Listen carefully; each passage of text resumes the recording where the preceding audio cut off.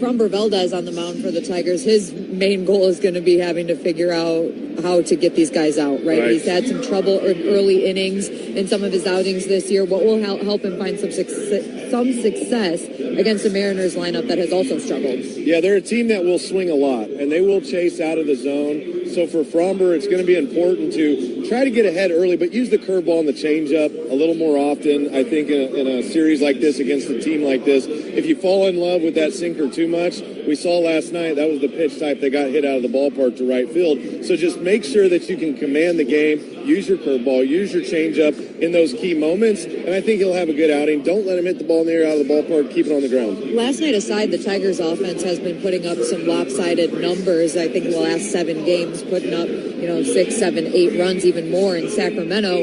What have you liked about the lineup top to bottom lately? Just competitive at bats, and they're hitting the fastball. And when you can hit the fastball, the other team's fastball, and you start moving it around the park, it always opens up more opportunities. Because like we saw in the series in Sacramento, they got to the fastball early, then they hit a few hanging breaking balls out. Similar to game 1 of this series, they got to the fastball quickly, then you got to go to different shapes. So whenever you can get into a mode where you're putting tons of pressure on the opposing pitcher and defense, whether that's a walk, whether that's just solid contact, or maybe a 2-strike contact, like just put the ball in play. We've seen that work for them. And up and down the lineup, they've been able to combine those at-bats to score a lot of runs. This has been Daniela Bruce and Andy Dirks with today's From the Field interview. We'll be back with more on the Detroit Tigers radio network. Detroit Tigers baseball. Brought to you by Blue Cross Blue Shield of Michigan. Ready to help. Let's pause 10 seconds for station identification on the Detroit Tigers radio network.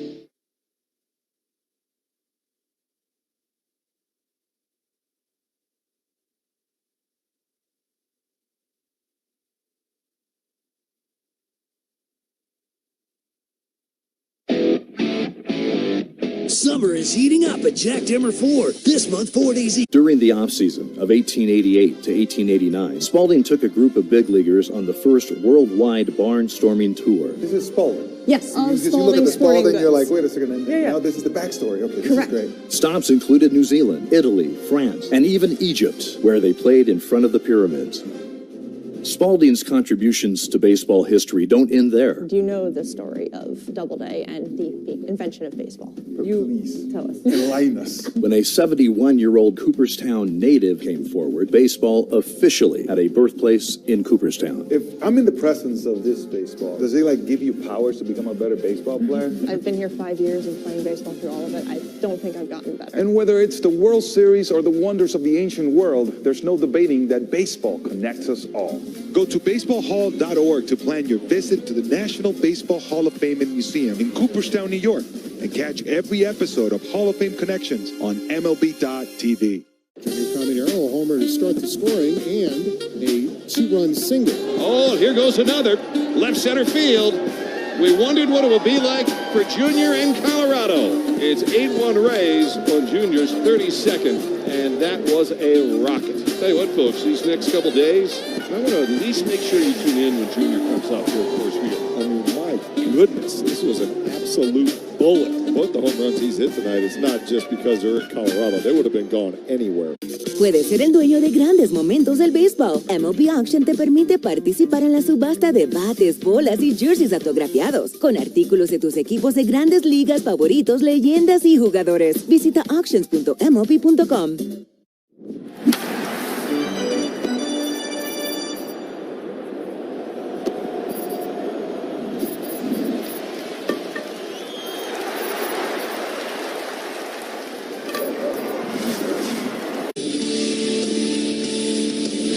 It's time to play ball with the call of the game from the Metro Detroit Buick GMC Dealers broadcast booth. Here are the voices of Tigers baseball, Dan Dickerson and Dan Petrie.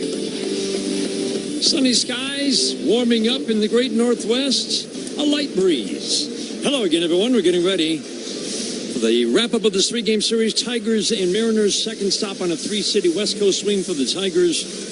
As we pointed out earlier, Dan, not only a series win if you win today for the Tigers, but a winning road trip. But they've got their designs on more than just a winning road trip.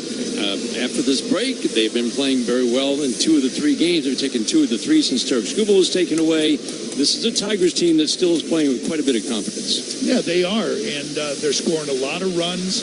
The starting pitching continues to be really, really good, and you know what? They're going up against some teams that they should beat, so they're taking care of business, but they're also going up against teams that are in contention with them, and they're hanging with them and coming out and winning their fair share of those games also. Framber Valdez makes his 22nd start for the Tigers today. Kenley Jansen talked about this the other day. We'll be talking about it during the game. With what happened at the trade deadline, the point is, hey, we've got to step up. All those who are on this roster right now, including himself, he said, I've got to step up and be better. And we've seen it a couple of years ago. We saw a lot of that the last 2 months of the season. We'll be talking about that today. What are the indicators that the Tigers can have that strong finish and snag that last playoff spot? There are now 6 teams within a game and a half of each other for the final wild card spot, and not one of them is over the 500 mark. Bryce Miller's on the other side for the Mariners. He is really tough, and he has not given up a run in 4 career starts against the Tigers in the regular season. Tigers and Mariners, rubber game of a 3-game set. Let's check today's starting lineups of Dan. Today's starting lineups are brought to you by Comerica Bank. Want to elevate your small business? Visit Comerica.com/succeed to learn how. For the Tigers, leading off at third base. Now let's check out some plays from the field that only a mother could love. Thank you to all the mothers out there. We love you. Too sweet. Nicely done with the sign. Vientos is not going to want this on his highlight reel, I'll tell you that. Some just don't know how to catch them. You can even smell on his bat. Hitters are funny. Now he's talking to it. Then Peters has some problem. Heads up. Man alive. Look, Mom, check out these top defensive plays. Adele leaping, and he makes the catch. He's unreal. One of his patented run-saving miracles. Welcome to the show, kid. Put a star on that for Jarvis. Picked it right off the top of the grass. It was a snow cone. That was sensational. Spectacular play by the Padres' first baseman. He jumps and he makes the catch. P-Crow awesome. Ryan Waldschmidt with a diving catch. What a catch by Eli White. How about that? All your favorite games from MLB Play are back. Bigger, bolder, and better than ever. Test your skills with daily puzzles like MLB Pickle, the Ultimate Mystery Player Challenge, and Immaculate Grip, where stats and strategy collide. Then in Spinball, build your roster, take on your friends, and compete for the weekly prize. Or be the first to beat the streak and hit your way to the $5.6 million jackpot. Plus, the all-new Daily Walk-Off. Lock in your players by category for the walk-off win. The game's official home for games is MLB Play. Only on the MLB app and MLB.com. Puedes ser el dueño de grandes momentos del béisbol. MLB Auction te permite participar en la subasta de bates, bolas y jerseys autografiados, con artículos de tus equipos de grandes ligas favoritos, leyendas y jugadores. Visita auctions.mlb.com.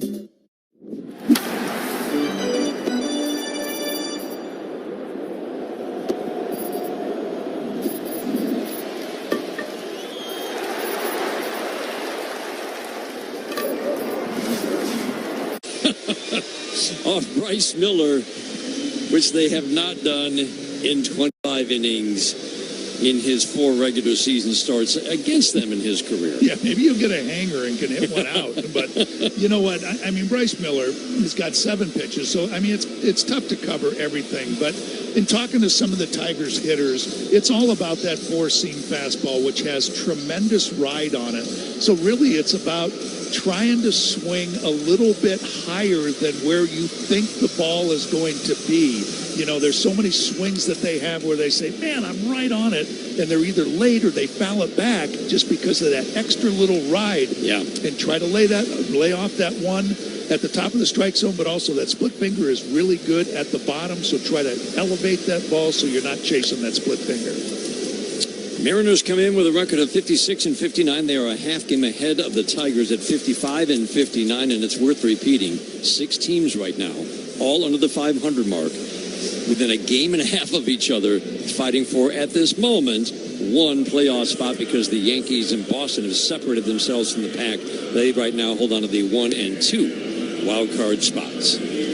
Tigers and Mariners, rubber game of a 3-game set. Tigers now get ready to face the 27-year-old from Mount Pleasant, Texas, Bryce Miller. Yeah, Bryce Miller beat the Tigers back on May 6th, throwing 6 shutout innings, allowing just 1 hit and striking out 9. As I said before, he's got really good stuff, 7 pitches, but relies on the 4 seam that averages a tick over 96, the split finger and sweeper. And that split finger I talked about has been his best pitch, really, or the best statistic pitch with opponents hitting just 158, and 30 of his 74 strikeouts have come on that split finger.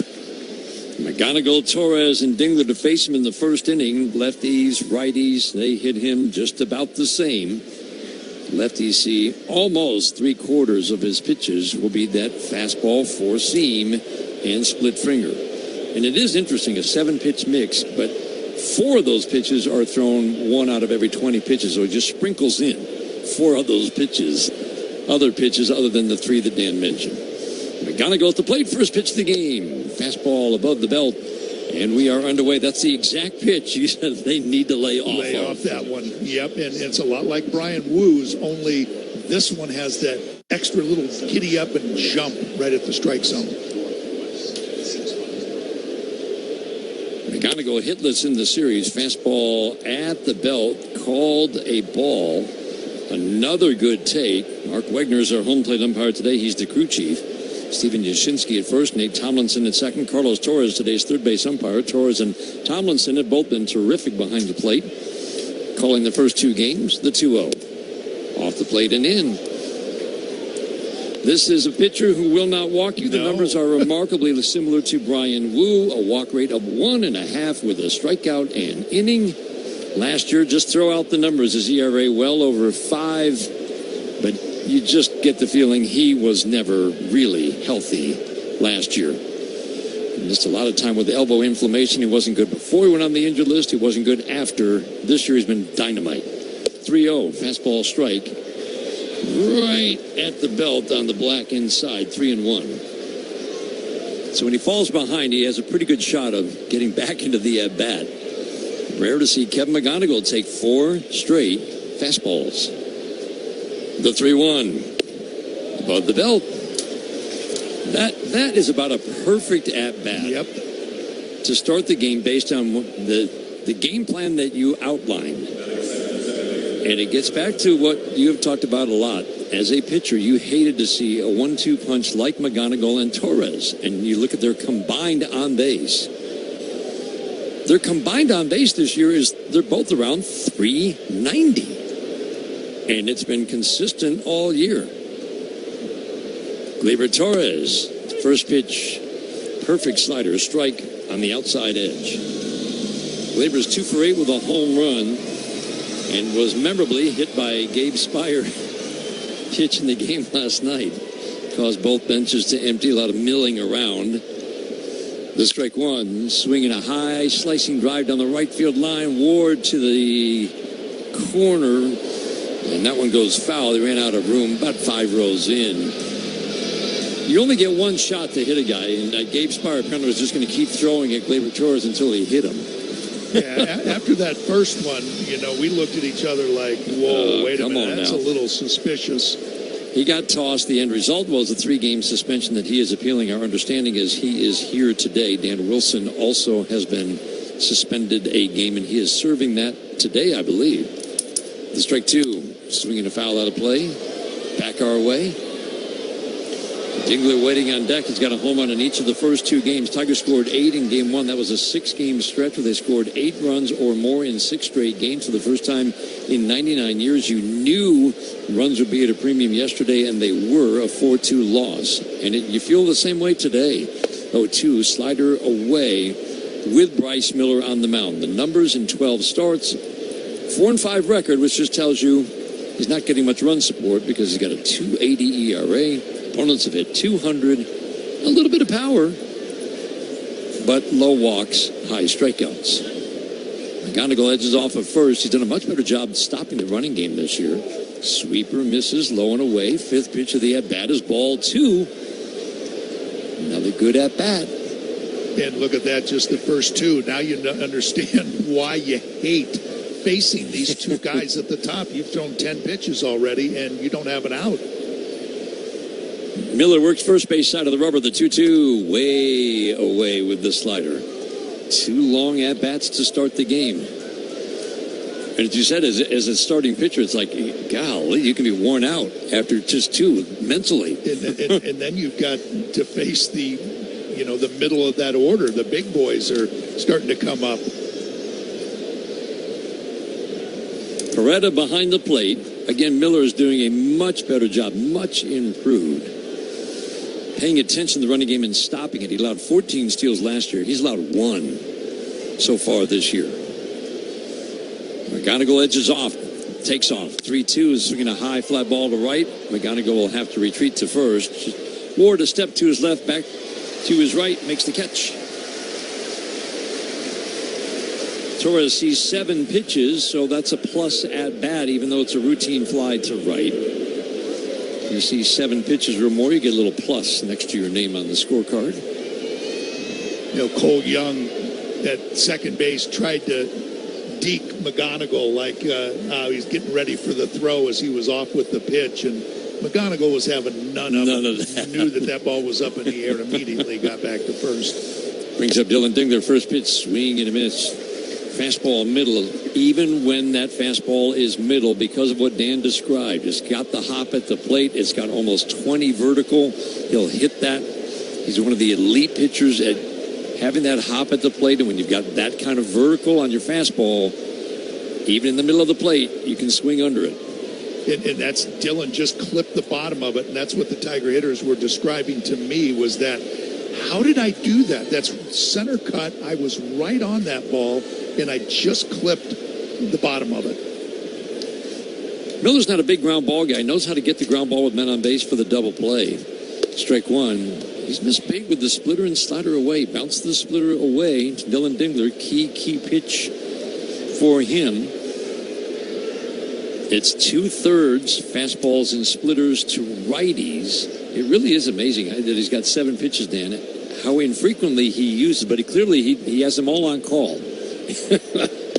Fastball in the dirt, 2-1. What really fighting his command right now. This is where you want to take advantage of it before he gets locked in and starts really throwing a lot of strikes and putting all the pressure on. But right now, just kind of spraying the ball a little bit everywhere. Good hitters count for Dingler's. Got a home run each of the first 2 games. Swinging a fly ball, center field deep. Rodriguez going back to the track, tracking it, jumps up. He won't get it. It's gone, a home run. 3 straight games for Dylan Dingler. And 3 batters in. The Tigers take a 2-0 lead. Boy, Dan, I mean, he is some kind of strong. I mean, Bryce Miller trying to get back into the count, throws a cutter. And I don't even know if it's a strike. It was just slightly off the outside part of the plate. And Dylan Dingler just goes with it almost to the identical spot as his home run on Tuesday. But he's just so strong to be able to go out to center field in a right center. That is so impressive. That was a very short, compact swing. Wasn't it? I mean, not a big follow-through. Right. It was just after he made contact, it was just stopped before the bat even hit his left shoulder on the follow-through. Brings up Riley Green. Fastball strike at the knees. Bryce Miller came out of the gate. He had an injury-shortened, delayed start to the season with an oblique.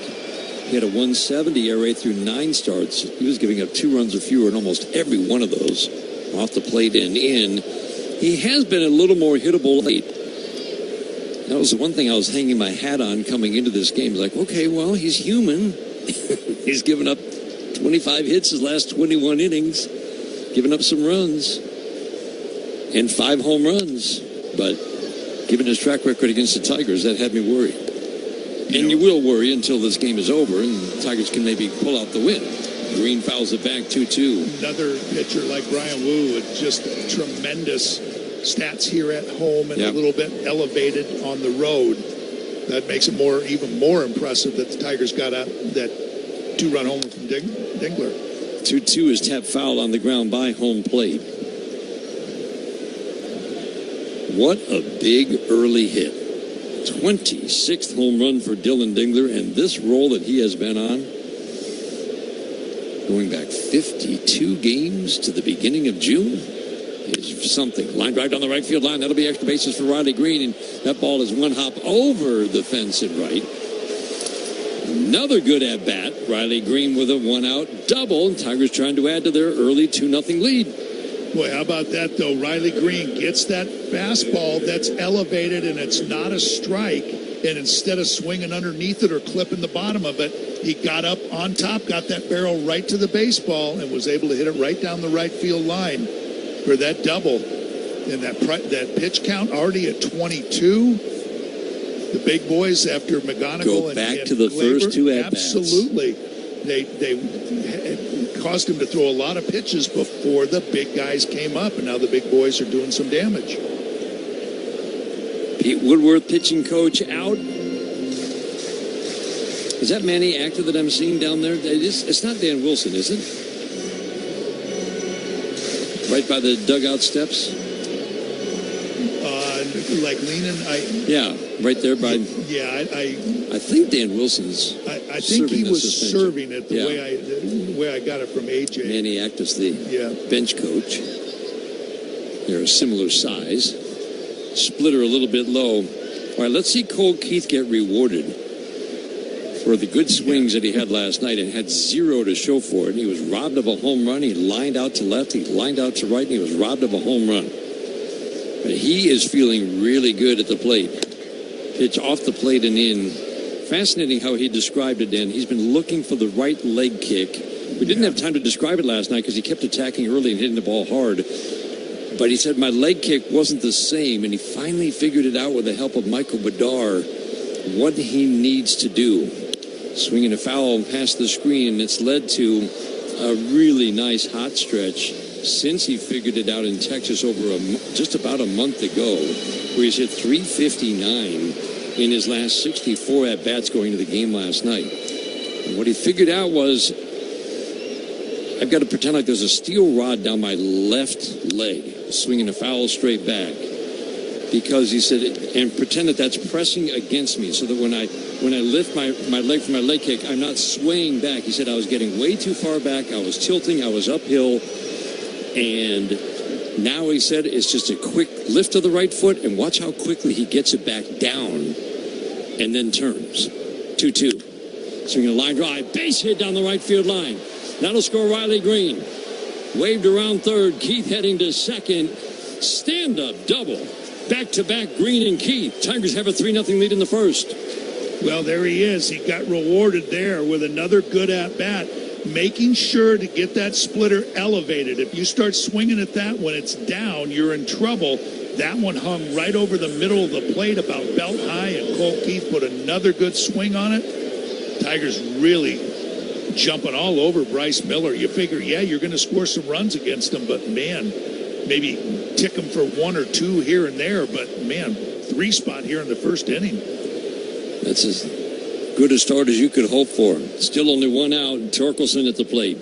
First pitch fastball, a little bit low. But isn't it amazing that Cole Keith feels like he's finally found his swing for the first time in the major leagues? And how simple it was. You're always searching for that timing mechanism, and it turns out to be something so simple. Very simple. And he said, once I found it, Torque takes a pitch low and in. He said, I've had it. I don't have to do any specific drills to make sure I stay with it. Just that thought of there's a steel rod going down from my left hip through my left foot, so that and it's preventing me from swaying back, has changed everything. Torque swings and misses at a fastball up. Go back to that Riley Green at bat, Dan.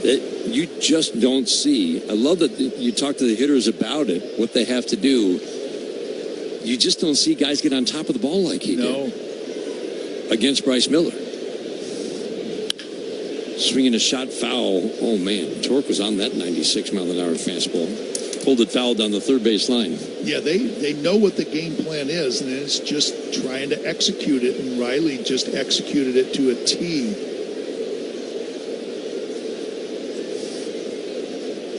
Keith's at second base, still one out. The 2-2 away. The misses are big. The splitter is not a weapon. As you said, that is such a key pitch for him. And they're going to have to start thinking about getting somebody up because this pitch count is over. It's at 32 and just really spraying the ball. 3-2 up and in. 33rd pitch of the first. 2 walks, 3 hits. The Tigers in his 4 career starts have had 14 base runners total in 25 shutout innings, going back to 2023 against Bryce Miller. 14 base runners in 25 innings, 0 runs. 5 base runners, 3 runs in the first, and still only 1 out. Fastball high and away to Max Clark. You really don't want any pitcher. And sure enough, Ferreira's up and throwing in the bullpen. You don't want any pitcher throwing 40 pitches in an inning. Sometimes you let a veteran do that. But that is a guarantee, obviously, that you're going to have a shortened day. But it's also that's a lot of stress on an arm. It is.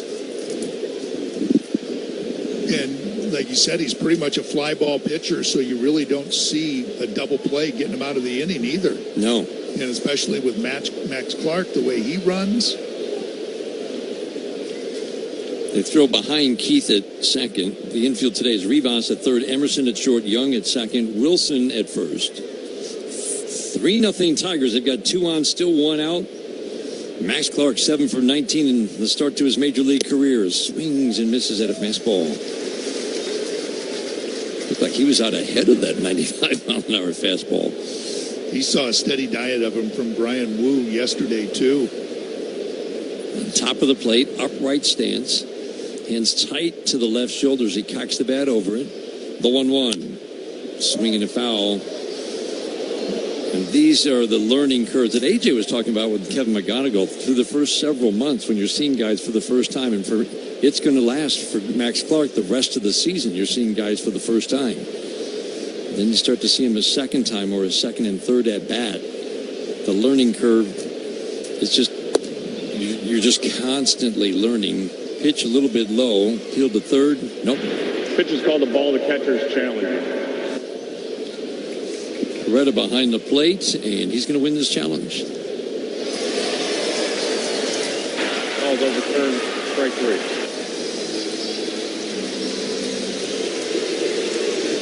Right at the very bottom edge.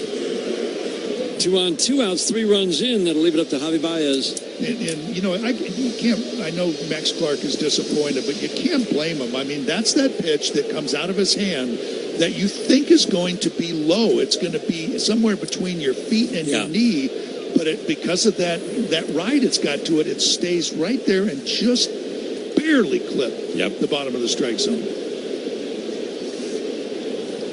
Baez swings, pops it up, foul and out of play, back our way.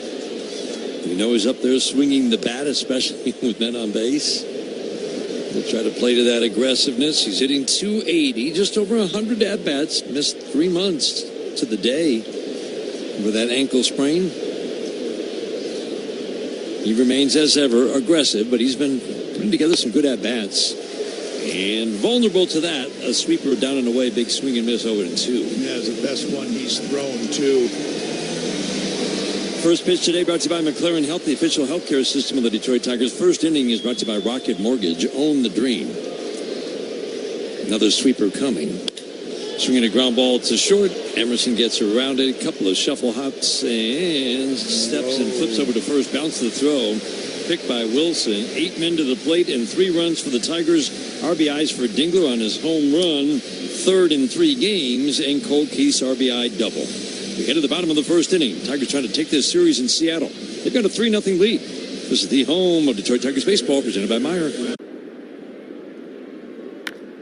Wow, that pitch is hammered. Oh, my goodness. It is on to the street. Teoscar Hernandez leaves Wrigley Field. 443 feet. 111 miles an hour. I mean, he hit this into the night. It's on the inner half of the plate and just tattoos this this thing. On to Waveland Avenue to make it a 7-5 game.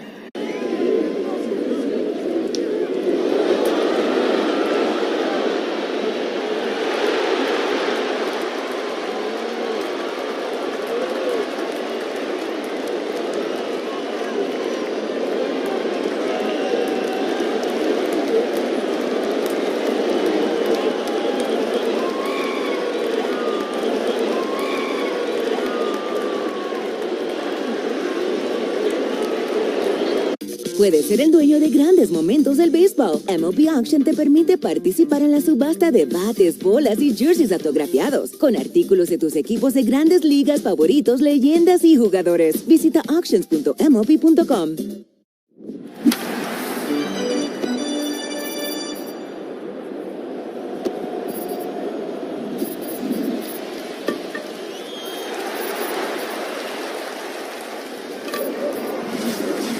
Is the proud hometown partner of the Detroit Tigers, and we're cheering them on every game to a winning season.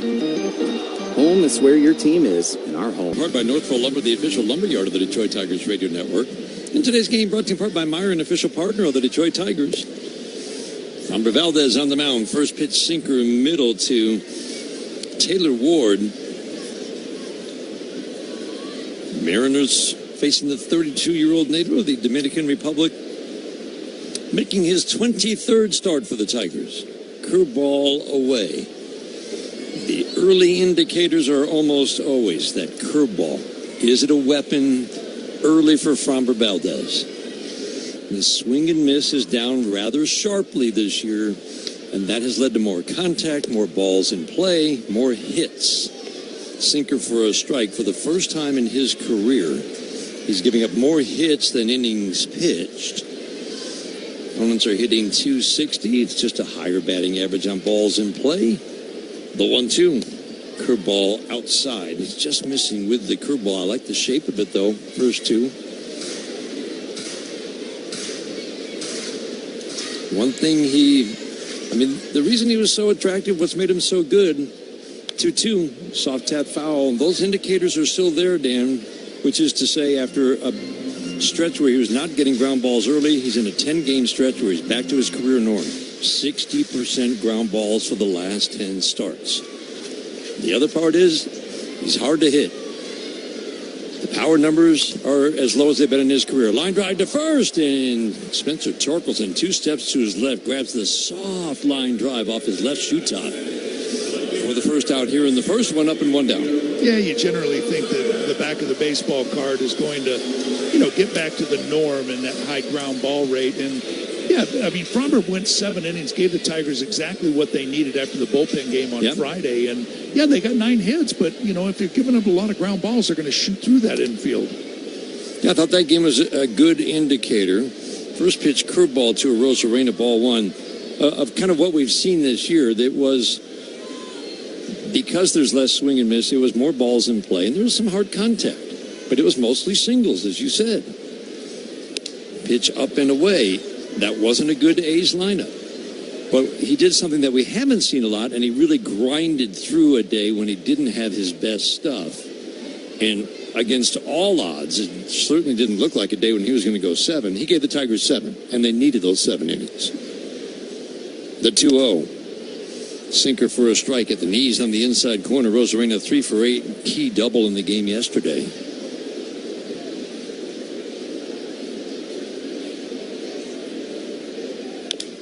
Soft little tapper foul off his foot down the third baseline. We were talking before the game and setting up this game just about how the Tigers are viewing things right now. And I really do like every quote that we've read from players and position players and pitchers, there was a certain resolve in this team of like, okay, we know what we traded away, but there is still that burning desire to find a way to reach the postseason with a strong finish. Rosarena takes a pitch in, and with Kenley Jansen, I loved what he said. He said, I need to step it up. I need to pitch better. I'm going to be showing that. And the rest of the guys can step up too. We got to come out with a chip on our shoulder, and I really feel like we're seeing that the last 3 days. It's only 3 days and 3 games. But I keep thinking about what the Tigers did in 2024.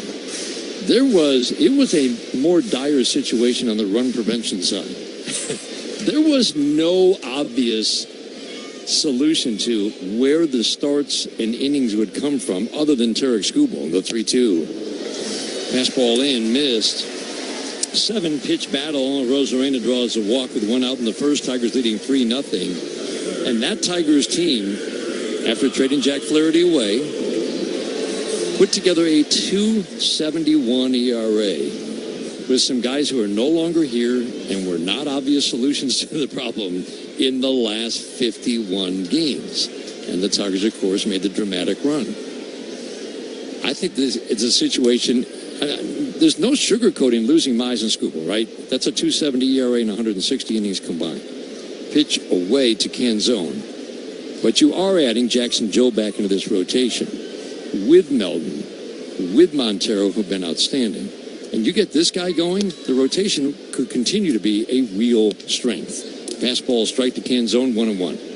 I just look at it as if you're sitting in that clubhouse, you say, well, everybody thinks that we sold and we've given up. And that's anything but the case. If you're in that clubhouse, you're saying, okay, what do we got to lose? Let's just go out and just play good baseball, continue to play good baseball, and let's see what happens at the end of 162. Hey, the pressure's off in a way. Yeah. Swinging a tap foul. We're not supposed to win. We lost our, two best pitchers, our two top pitchers. And then, lo and behold, you find it, wait a minute, we're still a really good team. That's right. And if you could have seen the look on Jackson Jobe's face, just a brief conversation today, he's starting this weekend in San Francisco. I think he's very excited about how his arm feels and what he can add to this rotation. Line drive on one hop to second base. Sliding stop by Torres. Throws down to second to get a Rosarena. What a fine play by Gleyber Torres. A lunge to his left and then the heads up to turn and throw to second to get a Rosarena. Boy, just to dive and to stop that ball, too, from going into right field. You don't want to give the Mariners any kind of momentum to think that they can come back into that game.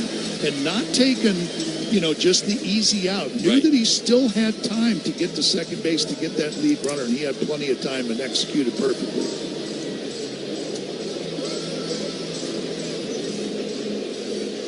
Some of the better plays we've seen him make ranging to his left.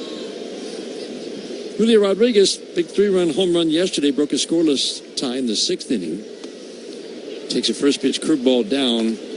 Hasn't been able to land the curveball yet. He needs that pitch. 3-pitch pitcher, and when that curveball is on early, that's usually a very good indicator for Framber Valdez. I think that last one he threw a lot better. 1-0 line drive, caught at third. McGonigal 2 steps to his left. Rodriguez hits a line drive. So 3 hard-hit balls, but 2 hard-hit. The MLB app. Yeah, it's got game. This game. These games. All the games. Pre-game. Post-game. And everything in between. This is baseball your way. With real-time stats, scores, breaking news, and custom content that hits every time. Because you choose the teams and pick the players you want to follow.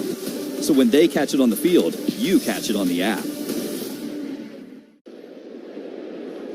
Line drive down the right field line. It's going to drop and score 2. Keith is home. Green right behind him. Torque over to third. Throw to second. Not in time. Kevin McGonigal, first major league at bat, is a 2-run double, and the Tigers take a 3-0 lead in the first. Welcome to the big leagues, Kevin McGonigal. 6th pitch of the at bat.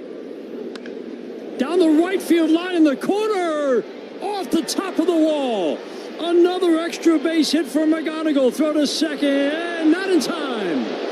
First 2 major league at-bats. 2 doubles for Kevin McGonigal. How about Kevin McGonigal? Boy, showing how quick he is on those inside pitches. He's already at 60 in the 3rd. Works the count even. Cues it off the end of the bat. That's going to be a tough play for Bogarts, and not in time. I don't know if it's surprised is the right word, because McGonigal runs well, but he gets down that line really quick.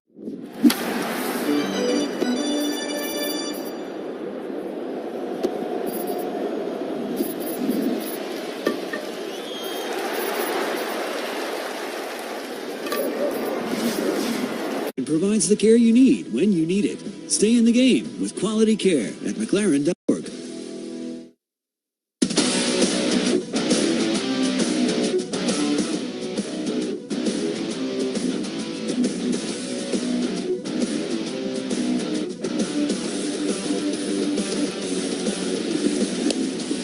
Zach McKinstry takes a fastball strike right in under the hands on the inside.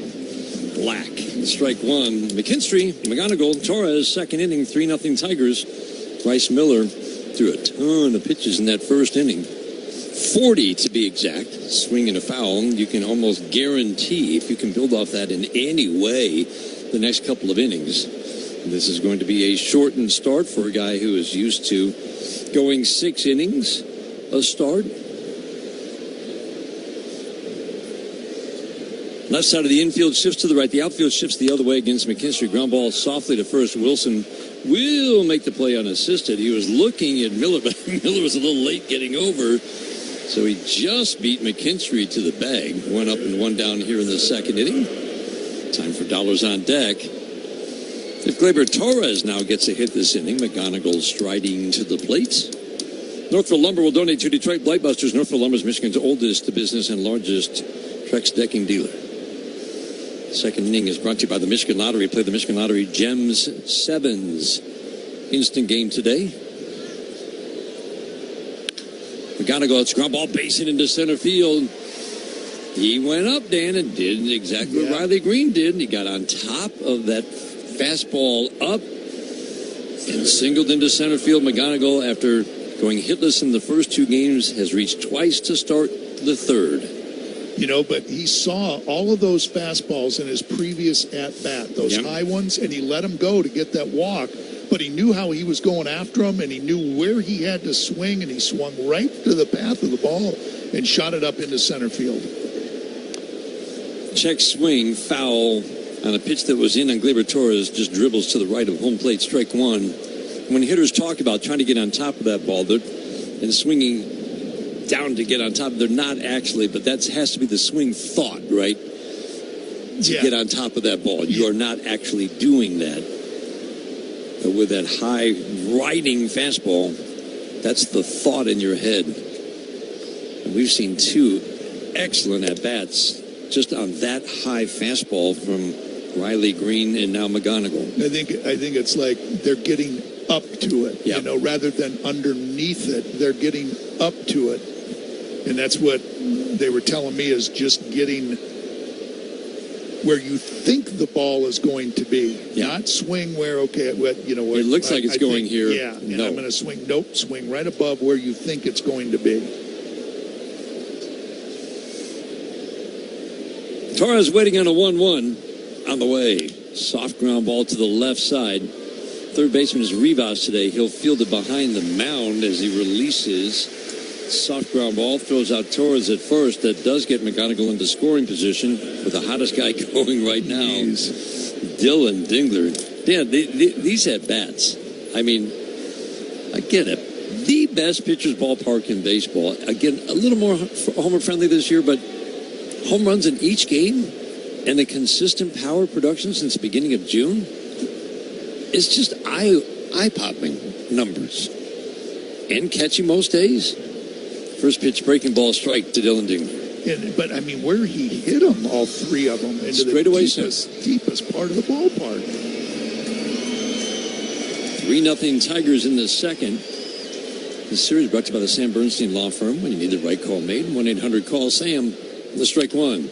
Ground ball base hit into right field. McGonigal's being waved around third by Billy Boyer. Up with the ball is Ward. Throw to the plate. One hopper, not in time. Throw back to first. Dylan Dingler gets back in safely. 2 out RBI single and a 4-0 lead for the Tigers. Jeez, how about that? I mean, got a sweeper up in the strike zone, and you could tell he wasn't even trying to pull it. He just said, you know what, I'm going to shorten up, and then really shortened his swing and shot it into right field. Boy, that's just... He's hitting everything, Dan. But all the power he's got, but how about just the discipline in that at-bat? Yes, I mean, just to adjust to the sweeper, like, I adjust, I held back, and then just that kind of half swing, three-quarter punch right into right field. Right side was open, and he took advantage. Line drive down the right field line, hooking by the foul pole. And foul for Riley Green. Just about home run distance. These swings by the Tigers. Wow. Splitter that was up, and Riley was on it, just out ahead of it a little bit. Yeah, I was going to say, if Bryce Miller, I mean, after giving up 3, what you want to do is, okay, I just want to go 5 and keep it right where you are, and the Tigers won't let him. Gave up another one. The strike one. Soft ground ball down the first base line. Miller will field and just run over to the bag, cross it with his right foot for the third out. Single. Ground ball, single. Tigers manufacture. All your favorite games from MLB Play are back. Bigger, bolder, and better than ever. Test your skills with daily puzzles like MLB Pickle, the Ultimate Mystery Player Challenge, and Immaculate Grid, where stats and strategy collide. Then in Spinball, build your roster, take on your friends, and compete for the weekly prize. Or be the first to beat the streak and hit your way to the $5.6 million jackpot. Plus, the all-new Daily Walk-Off. Lock in your players by category for the walk-off win. The game's official home for games is MLB Play. Only on the MLB app and MLB.com. It's over his head, but somehow he ran it down and made the catch. Turner dives. He's got it. Gets to his feet. Throws to first. He got it. On comes Paez. He'll slide feet first and make a tremendous catch. Leaping try. Wilson makes the catch. Get up. He did it again. Oh, baby, what a play by Nasim Nunez. Sprints on. Kyle Tucker makes his own first impression for Stubble. Marshall on the move, and he's going to make a sliding catch. Round to the right side. Michael Bush. Hey, nice glove. Andy Paez with another gem in center field. So does Clark, and Max Clark throws his body at it. That's a long run for Max Clark. DeLuca racing in, dives and makes the catch. Caught by Adames. Got hops. Nice backhanded pick by Ernie Clement. Ernie Clement flashes the leather. One in the air, third base side, and caught by a sliding Caminero. What a pretty play by Junior. Up the middle. And swallowing. Flipping to second for the out.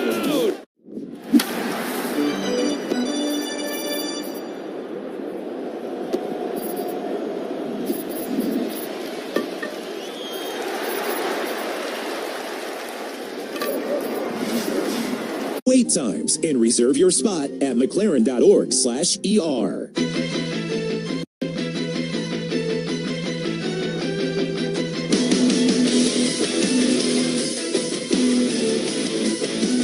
Injury report brought to you every game by McLaren Health, the official healthcare system of the Detroit Tigers. Grant Herter, we've talked about him a little bit in the recent weeks because that's one of those arms that was key in 2024, by the way.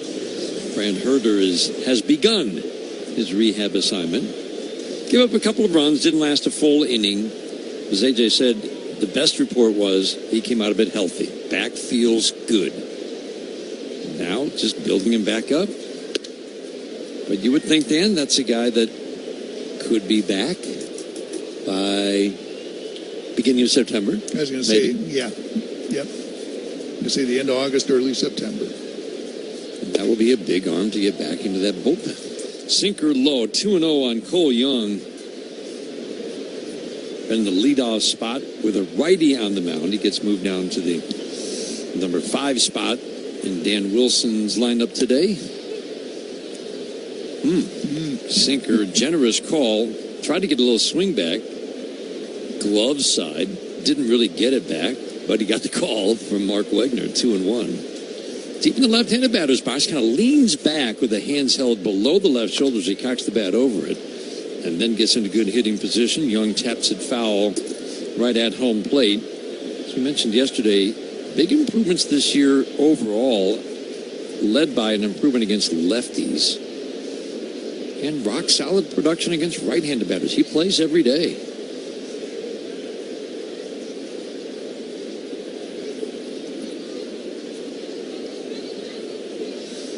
Went off his foot. He needs a moment to walk it off. Still waiting on a 2-2. The pitch. Sinker high and tight at 94. Farmer Valdez contact in the first inning. A couple of hard hit balls and a walk. Trying to work a 1-2-3 second, 3-2, low and away, and another walk. That's the thing I think that we've watched a lot from this guy that has been very consistent in recent years. Hard to hit, low walks, a lot more swing and miss than we're seeing this year. There just aren't many of those innings. Not many 1-2-3s, not many stretches in any given game where he's rolling through the other team's lineup. Yeah, I just, he threw a slider there, 3-2. I love the slider. Curveball strike away from Weston Wilson with his second team, strike one. When he's ahead of left-handed hitters, not necessarily when you're up 4-0 and it's a 3-2 count, your best pitch is that sinker, and you go to like your third best pitch. Ground ball is short and one saw top. Baez to Torres to Torkelson. Perfect. Tailor-made. 6-4-3 double play. And that's one thing, even as the ground balls have gone up the last 10 games, we haven't seen many double plays turned behind him. That's what you could rely on the past 5 years. Men on base, he's going to get a double play. Yeah, when you have that traffic on the bases and you can get those double plays, it makes for good, quick innings. When the Tigers had, 3 of them last night in that game? All 4-6-3. Yeah. AJ always puts his best defensive alignment behind Gleyber Torres. First pitch sinker off the plate and into Peretta. Today it's McGonigal at third. Baez at short. Torres has already made one heck of a play at second. He's at second base today. Peretta swings, taps it foul, kicks off down the third base line.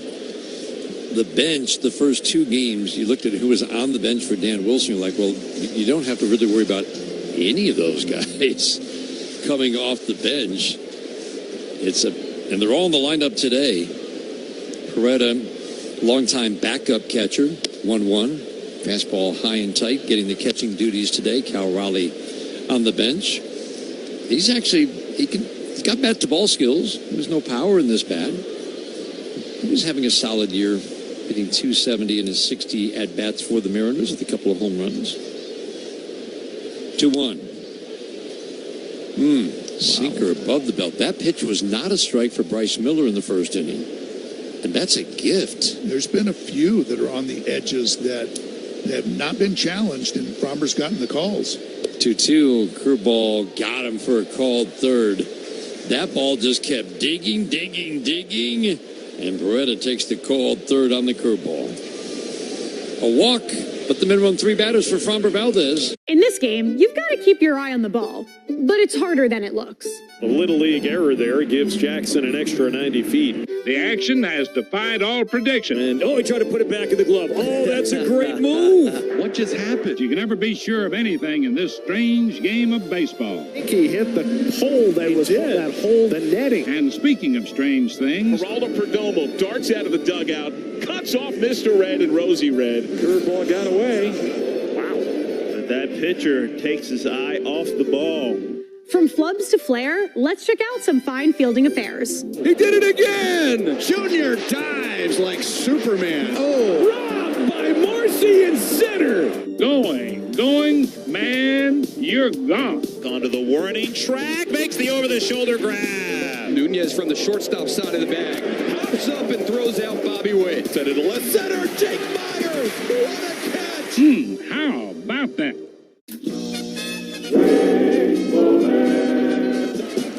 The 2-2 got a piece of it.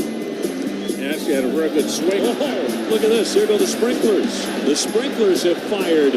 Pedro, soaking wet, is laughing. Seems unfazed by it. Oh, goodness. His smile is so infectious around this ball club. I have never seen this happen This before. is comedy. Pedro's just taking a little shower. This is absolute comedy.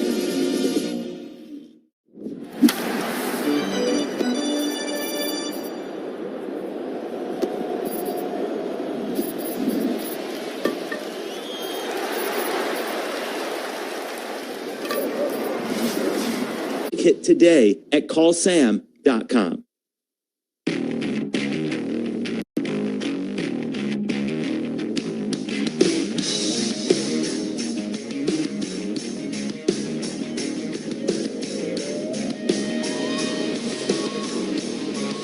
Canes leads off for the Tigers. First pitch, fastball, swinging a foul tip to the glove of Beretta behind the plate today.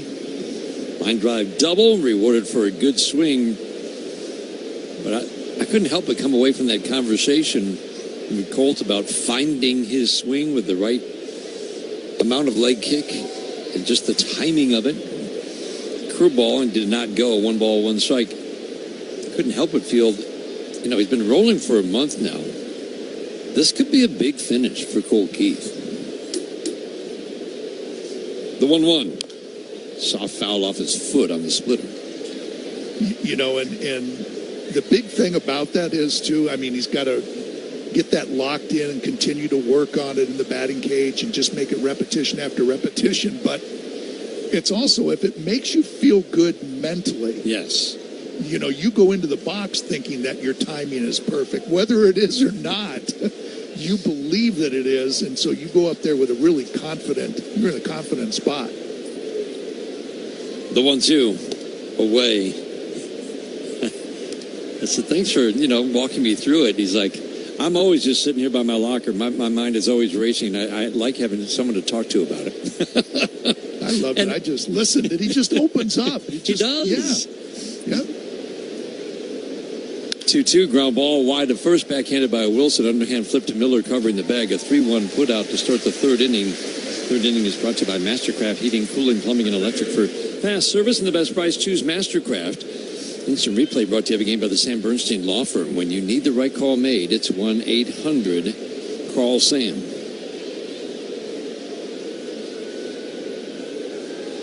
First inning, McGonigal walk, Torres 7-pitch battle, fly ball to right. Dingler home run on a 2-1 pitch. Riley Green doubled on a 2-2. Colt Keith doubled on a 2-2. Lots of pitches thrown.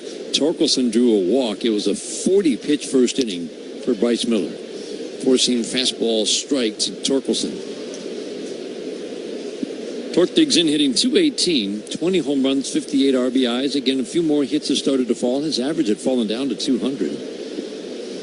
While maintaining the good, solid power numbers. Let's talk about this Tigers offense. People are like, well, that was a nice little 6-game stretch where they scored 8 runs or more 6 straight games, 8 runs plus. But that was just a little hot streak. No, this Tigers offense has been arguably hot. High fly ball, left center field. This one's deep. Rodriguez to the track. Will he have room? He does.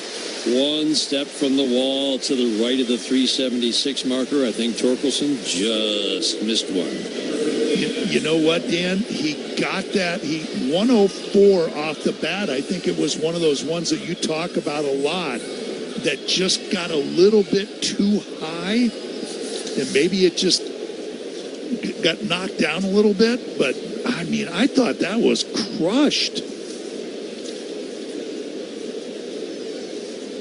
And that's what we have learned this year, just about how the ball travels through. You hear batters talk about backspinning the baseball. And Tigers talk about the proper backspin and the amount of spin. And the sweet spot is 1,600 to 2,200 RPMs. And when it's higher than that, it can balloon up in the air, and that's where Torque was. Clark hits a fly ball to left center field. Soft fly ball. Rodriguez a few steps to his right makes the catch. Clark flies out. Tigers go 1-2-3. Guess who that is? Roger McDowell. Check him out. He has his uniform on upside down with the shoes on the hand, and it looks like he's walking on his hands. Has his cap hanging down. That's supposed to be his head. Well, the Mets really trying to turn it around. They do, however, trail in this ball game 4-0. I love that. It's time for the great mascot race. Ready, set, go. And they're off. Look at them go, folks. They're neck and neck. The crowd goes wild. Down the home stretch. Here they come. Here's the play at the plate. It's Mr. Redlegs. Congratulations on winning the great mascot race. Puedes ser el dueño de grandes momentos del béisbol. MLB Auction te permite participar en la subasta de bates, bolas y jerseys autografiados, con artículos de tus equipos de grandes ligas favoritos, leyendas y jugadores. Visita auctions.mlb.com.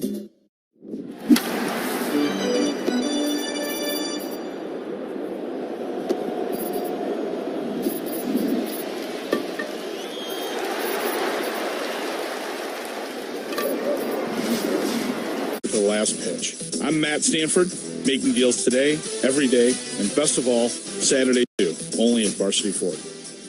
Fox 2 is just the best. I watch before I go to bed. You definitely hit the local angle very good. When I watch Fox, I feel like I'm getting the whole story. Nowhere can be you. Every Tigers home run this year is a Little Caesars Pizza home run or online for delivery or a Pizza Portal pickup. Leo Rivas leads off. This is a very pitchable lineup once you get past Young in the number 5 spot. And given his struggles against lefties, even though he's better, this is a good matchup for Framber Valdez today. The strike one, curveball on the outside edge. He's thrown 2 curveballs last 3 pitches going back to last inning that started way over in that left-handed batter's box and kept digging to the outside edge, and both times got the call. That was a beauty. Yeah, I think they're giving up on it. It's got that nice big break to it. They see it come out of his hand, and they're thinking, ball, and then they just can't pull the trigger, and it catches the outside corner. They wind up the 0-2. Soft ground ball foul off the curveball down the third base line. Rivas in his 102 at-bats. This is a nice utility player for the Mariners. But Leo Rivas is having mighty struggles. He's hitting 127. That's 13 hits in 102 at-bats. Sinker misses low. He can draw a walk, so that is a strength of his. But right now, that's about it. He actually was much better in the same number of at-bats last year. The 1-2. Swinging a pop-up. Foul first base side. Torkelson will have room down that first base line in foul territory. Makes the catch. 1 up, 1 down, third inning.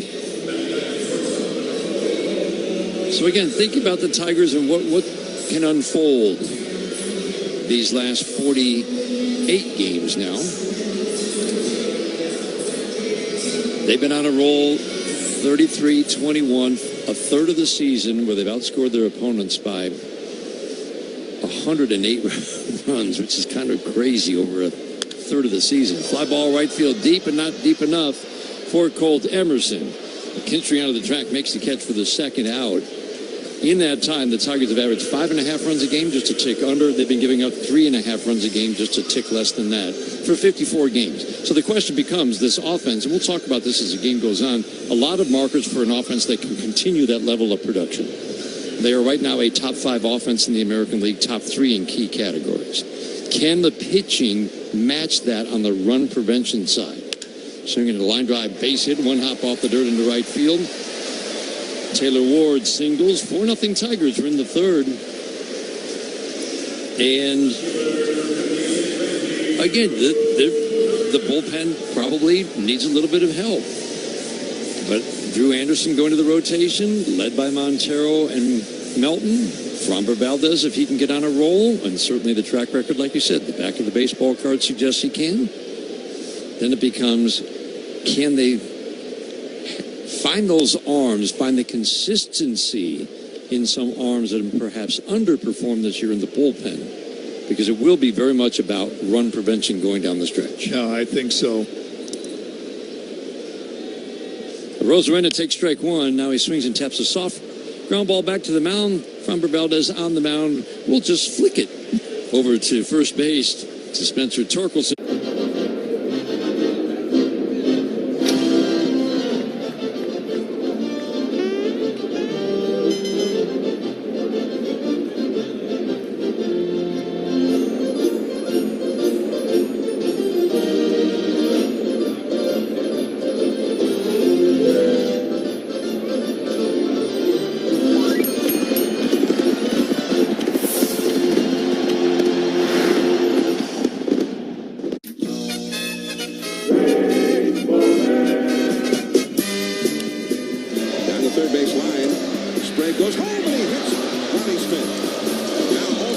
is Voit.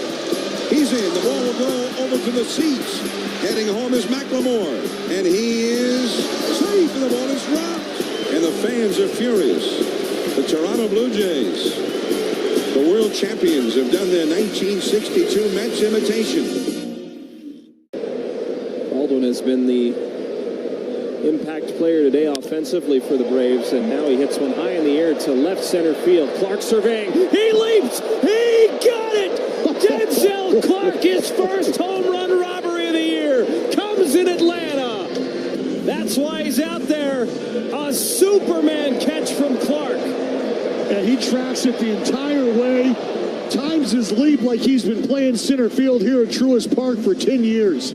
Puedes ser el dueño de grandes momentos del béisbol. MLB Auction te permite participar en la subasta de bates, bolas y jerseys autografiados, con artículos de tus equipos de grandes ligas favoritos, leyendas y jugadores. Visita auctions.mlb.com. I'm attorney Mark Bernstein, and we partner with the Michigan State Police to keep you safe on the road. Get your free Call Sam car safety kit today at callsam.com.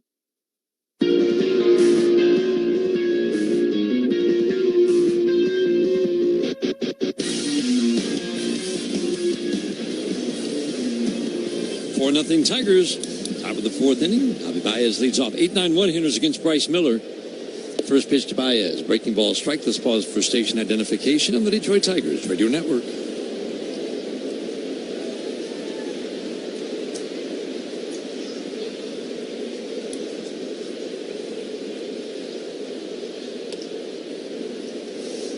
Breaking ball in the dirt. It's been a day where Bryce Miller is a premium strike thrower. Gets a lot of swing and miss. Unusual number of big misses with pitches early and 2 walks in the first inning. Ground ball down the third base line. Foul. Just outside the bag. Carlos Torres goes down to a knee. The third base umpire to indicate foul ball. He was right on that. Tigers in their new alternate road jerseys. They were at the last game of every series on the road. Dark blue, midnight blue jerseys. Script Detroit in orange, outlined in white on the front. Numbers on the lower left of the front of the uniforms, and on the backs as well. Javi swings at a fastball up and away, fouls it out of play. But again, terrific work by this staff and by these hitters. That's a pitch that you would normally see Javi swing underneath. And he at least fouled it off. That high fastball from Miller, when it's up there, he gets a ton of swing and miss. Javi just called time before he about to step back in. I hope they didn't hurt something on that swing. Looked like he was about to kind of bend over, but he's back in. We'll see. 1-2. Shot softly fouled on the third base line. Billy Boyer been doing a terrific job at third base. And he's home for the weekend. He's got 4 kids, 15 years and younger. And I think this is a thrill for him to be home and see his kids. They are not able to come to Detroit in the summertime with all their activities. The 1-2, soft ground ball to the left side. Emerson will charge, backhand throw on the run. Fine play by Colt Emerson, the rookie, to get Baez at first. Boy, that was a good play because that was not hit that hard. And for a moment there, it looked like Javi might have a chance to beat this out, or this was going to clank off his glove, but he comes up with it cleanly and all in one motion, goes over to first base. Just a nip Javi at first. Wow, barely. By inches. Fourth inning is brought to you by Wallside Windows, Michigan's leader in replacement windows. Today's game brought to you in part by Blue Cross Blue Shield of Michigan, the official healthcare provider of the Detroit Tigers Radio Network. Check swing, fastball up. Called strike? That's well above the zone. Wow. And that has not been a strike today. McKinstry didn't challenge. Strike one. The strike one. Swinging a foul back to the screen. Better located. Knuckle curve away. Check some scores from the 1-800-CALL Sam Studio Scoreboard, brought to you by Meijer, the official grocery retailer of the Detroit Tigers Radio Network. Mets beat Cleveland 13-6 The Guardians have lost 11 of their last 14. The 0-2, fastball up. McKinstry lays off. The wild card picture is pretty wild right now. Definitely. Again, New York and Boston, they've got the first 2 spots. They're 6 games ahead of the pack. 1-2 splitter in the dirt. 6 teams within a game and a half of each other. This isn't quite like the 1967 pennant race when I think it was 5 teams or 6. It might have been 6 within about 2 games of each other the last week of the season. It was a little different, but still, it's fascinating. The 2-2 swinging a high pop-up down the third base line. Third baseman Rivas didn't see it. Now he's going to come over, and too late. If he saw it right away, he would have made the catch. Yes. But it was a solid beat or 2 looking up into the sun. And he didn't see it. And so Zach McKinstry still has a life. Thank you very much. That ball was up in the air a long, long time, and Rivas just, had to stay still for a couple of beats there until he located it and then took off and couldn't catch up to it. The 2-2 again. Swinging a pop-up, this time softly into left. Rosarena comes in, puts that in his back pocket for the second out here in the 4th. Baltimore also lost today. Those are 2 teams ahead of the Tigers. So if the Tigers win today, it might be 6 teams within a game of each other. Right now, Texas holding onto the 3rd wild card with the 57-58 record. And we've kind of been talking about this all along, Dan, that as the Tigers climb back to the 500 mark, when you're talking about being in a race for a postseason spot, yes, by games behind you are. But until you get over the 500 mark, that's when it becomes much more of a realistic. I really don't think a team below 500 is going to make the playoffs this year. And really, I don't. I hope because history not. Says no. Yeah, I really hope not. Somebody among this group of 6 is going to catch fire, and likely a couple of teams. And that last spot almost surely is going to be 84 wins in that range. Plus or minus 1, I would guess. So when the Tigers kick over the 500 mark, that's when it's like, okay, now this is a serious playoff contender, especially with the way they've been playing for 2 months. McGonigal swings it at 1-1, fouls it back to the screen, 1-2.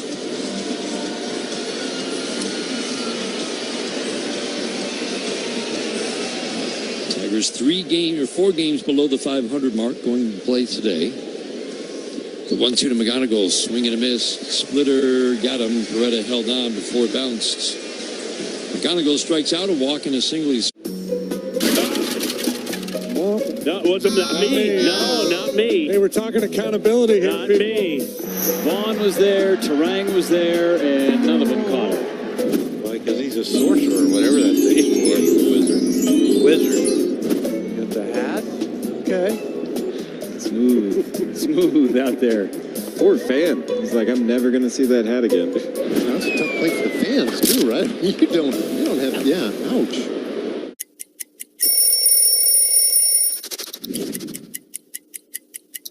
Getting traded to Boston from Chicago. You see here the traditional jersey. I love a road jersey because it says where you're from, and this is simple, clean, and cool. And then you see this patch right here. This is from the 2013 postseason run, which was unlike anything I had ever been a part of, to punch through and hoist that trophy. Boston strong forever, baby.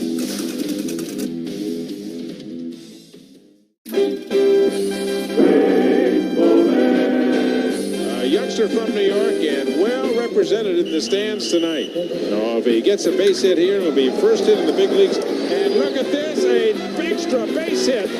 First major league base hit for Ramirez, and he thinks it's a home run. Look at this. He thinks it's a home run. He thinks the ball went out. And he is going to take a ribbing for that.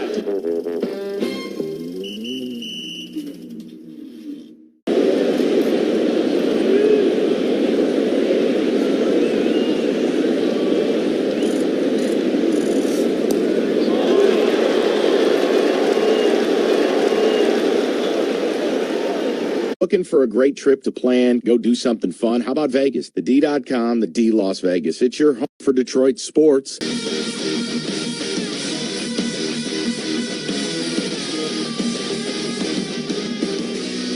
Dominic Canzone, left-handed batter, leads off for the Mariners. Are in the bottom of the 4th inning. First pitch curveball, beauty, swing and a miss. Dan Dickerson, Dan Petrie on a sunny day in Seattle. A little haze from the fires that are throughout the area, but really pleasant.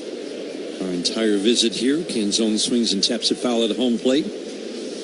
78 to now at game time to 82. It's still, I mean, it's a low humidity, and it's still a really comfortable day at the ballpark. Big crowds each of the 3 days for these 3 games. The 0-2. Curveball swinging a tap foul. He's dialing that pitch in now, Dan. I think just all of them. He's throwing the last 2 innings a lot more conviction. A lot more, everything's behind, a lot more confidence in all of his pitches. The first couple, he's still feeling his way through the game. He's kind of spotting it, maybe not letting it go fully. But now there's a lot more conviction in his delivery. 0-2, curveball down. What was it? It's always interesting to hear from starting pitchers. I mean, I'm constantly reminded, you don't have to be reminded, but the difference getting an early lead makes.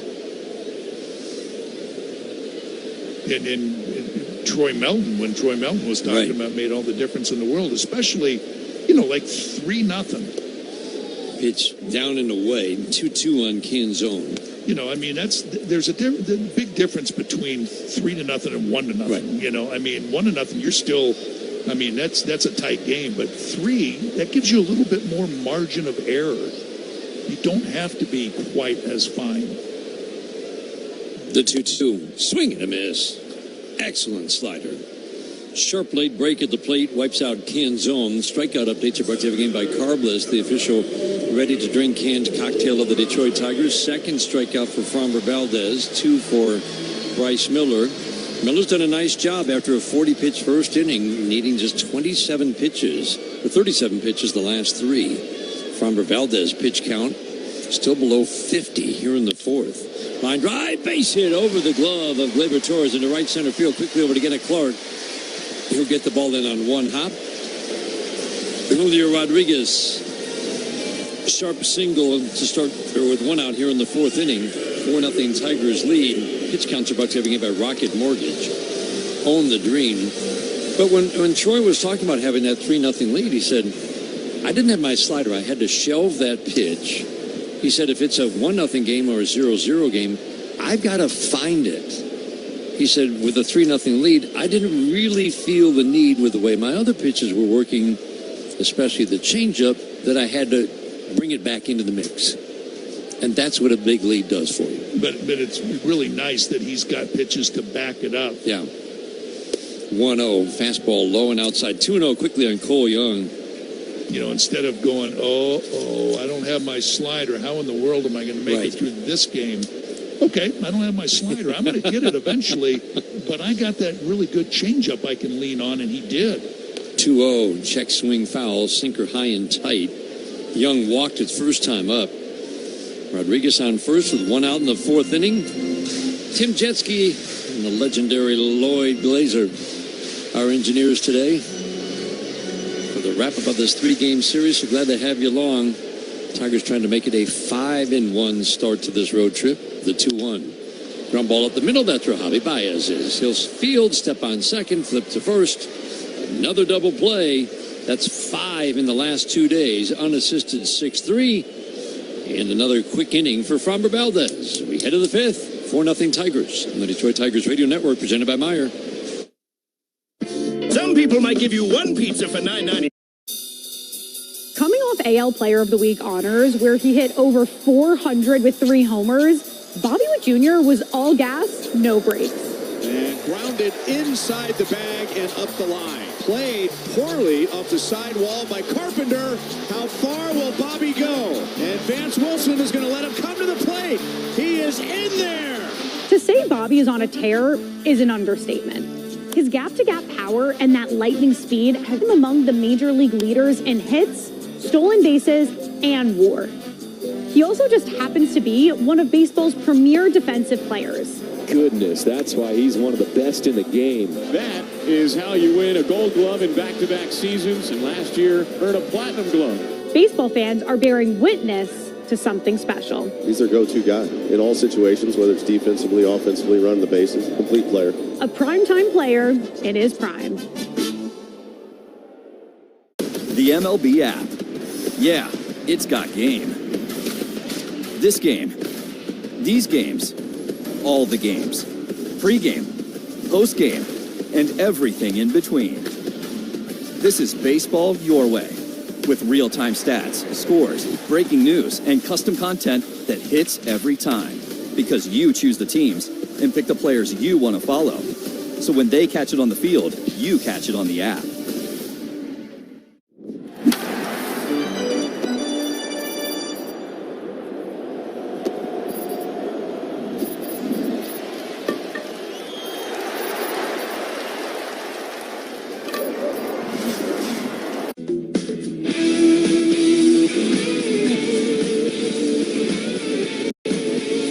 Torres leads off for the Tigers. 5th inning, 4-0 Tigers. A 3-run first inning off Bryce Miller. Can't overstate the importance of that. Against the pitcher who had not allowed a run in 4 career starts during the regular season against the Tigers. It did score 2 off him in Game 5 here in Seattle last year. Torres takes a pitch in the dirt. Dingler, Green to follow. Dylan Dingler again leading this offense today. Fastball at the knees for a called strike. 2-run home run. The big hit in that 3-run first. RBI single. Added a run in the second. The 1-1. Fastball up and in. By the end of May, the Tigers' offense in that month of May, the forgettable month of May, had averaged just under 3 runs a game. 2.9 to be exact. It was a disaster. 2-1, swinging a foul out of play. And at that point in the season, 60 games in, the Tigers were a bottom 5 offense just about any way you wanted to slice it. Power numbers, team OPS. They were drawing some walks. The strikeouts weren't too bad, but it was not a good offense. Run scoring. Tigers are now in the top 5 in run scoring. There are a lot of good indicators of this offense that what we have seen the last 2 months is something they can continue for the next 2 months to the end of September. They're top 5 in run scoring. Their power numbers, isolated power, they are now 3rd in the American League. Pitch away. 3rd in home runs because they've hit 91 home runs in their last 51 games. That's a season's pace of, 270. Don't think they can keep that up necessarily, but you need to hit home runs in the postseason. 3-2, got him, called third. Gleyber's going to challenge or no? Yes, he is. I think he's going to lose the challenge. Pitch is called a strike. The batter's challenging. We'll see. It's going to be very close. On the big board, you'll hear the crowd. Strike 3. Call confirms Detroit has 1 challenge remaining. Talk about a perfect pitch. Yeah. I mean, when Gleyber is kind of fooled by it, thinking that, hey, that's ball 4. I mean, I don't blame him for challenging. That was just the perfect pitch, down and away. I mean, you can't draw it up any better, especially in a 3-2 count.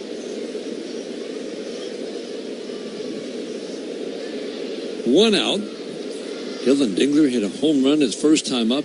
Terrific swing and a pitch away.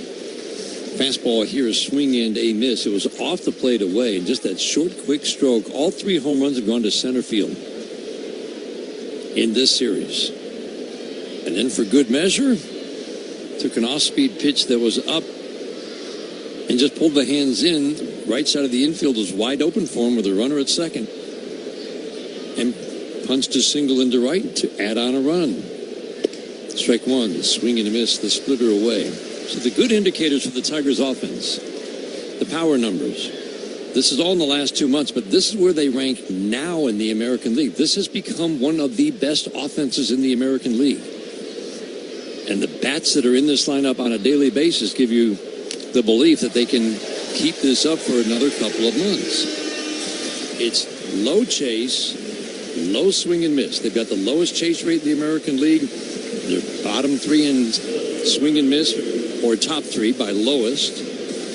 They got the 4th best contact rate. So contact rate isn't everything, but Dan, when you pair that with they get the ball in the air, they hit home runs, they get the ball in the air with something behind it,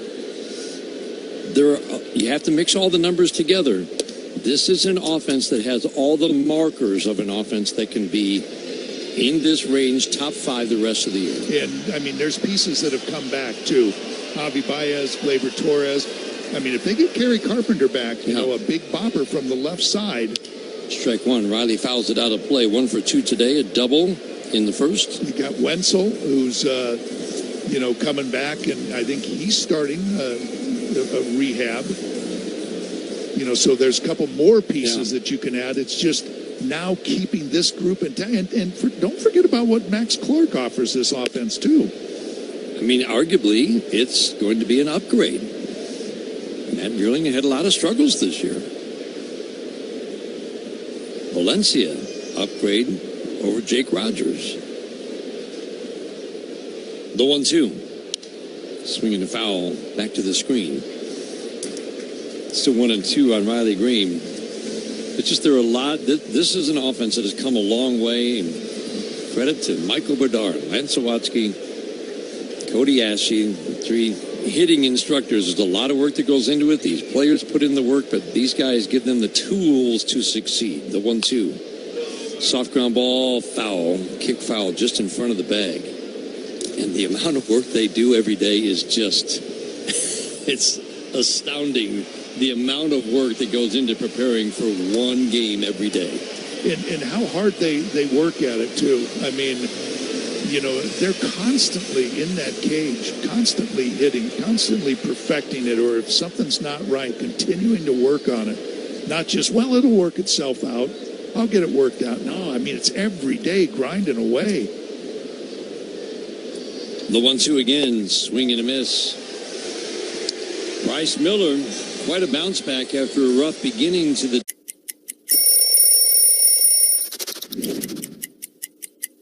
I went to college at Northeastern University, and all my friends were Red Sox fans, and while in my 3 years there, I really grew to appreciate Red Sox Nation and everything that they bring to the table, and once I got my head wrapped around the trade, I was really, really excited. I think they have one of the most iconic logos, these 2 socks right here on the sleeve. I love keeping it simple, really fond of the font, and I think it's a really cool look. That's my security right there. That's the bad one, Roscoe Pico train. Major League Baseball wanted to start doing something with the players and their dogs. Which one's the dog? I was undecided on whether to do a dog card or not, but my wife pushed me in the back and she wanted a famous dog, so she told me to do it.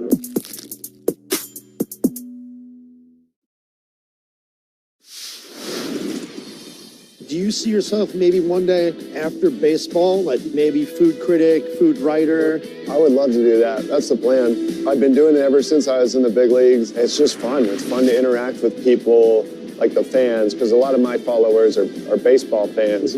So it's nice to interact with them on a topic that's not baseball. A lot of people seem to rally around that. I mean, who doesn't love good food?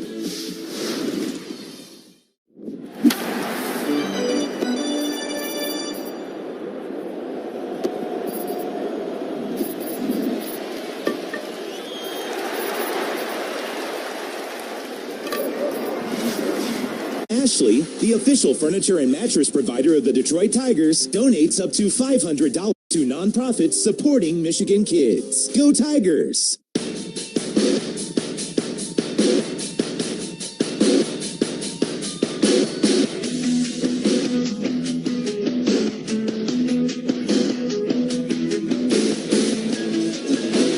Fifth inning today is brought to you by Figer Law. All they do is win. 4-0 Tigers are in the bottom of the 5th.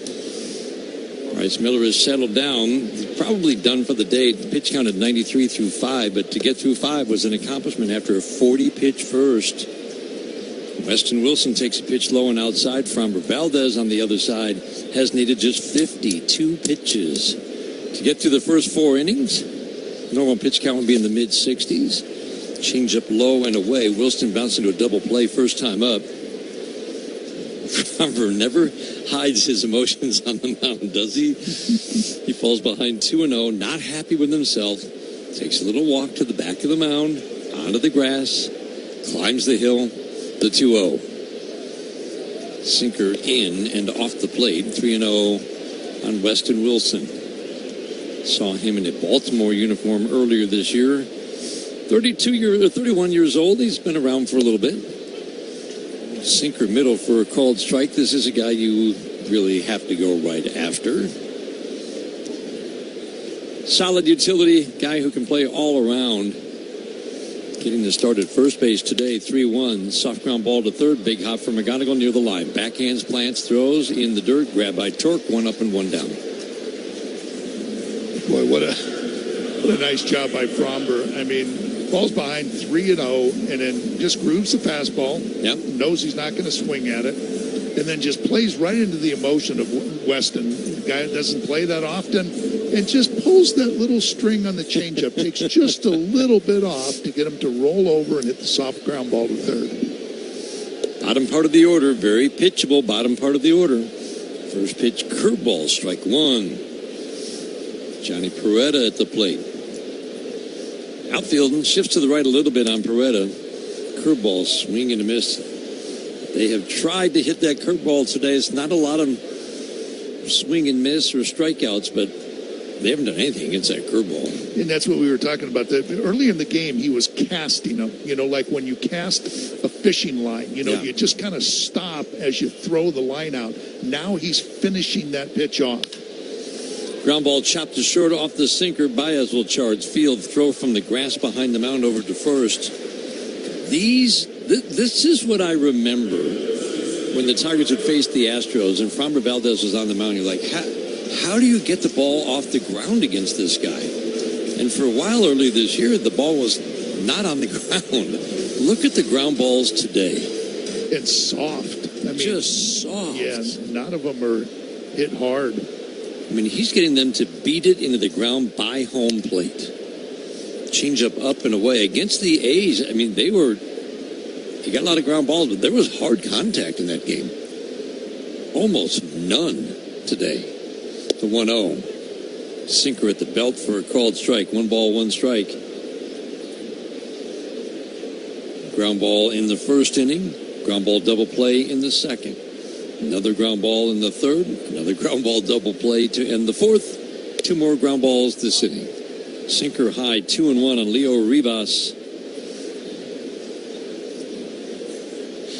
Fromber not happy with himself, falling behind a guy hitting 120. 2-1. Goes back, picks up the rosin bag, drops it down, stands at a slight angle to home plate, third base side. Quick step back into his motion. Sinker strike at the knees, 2-2. What a beautiful day in Seattle. I don't think you could have, don't know, any 3-day period coming here and having days like this. These last 3 have been picture perfect, other than that little bit of smoke, but still.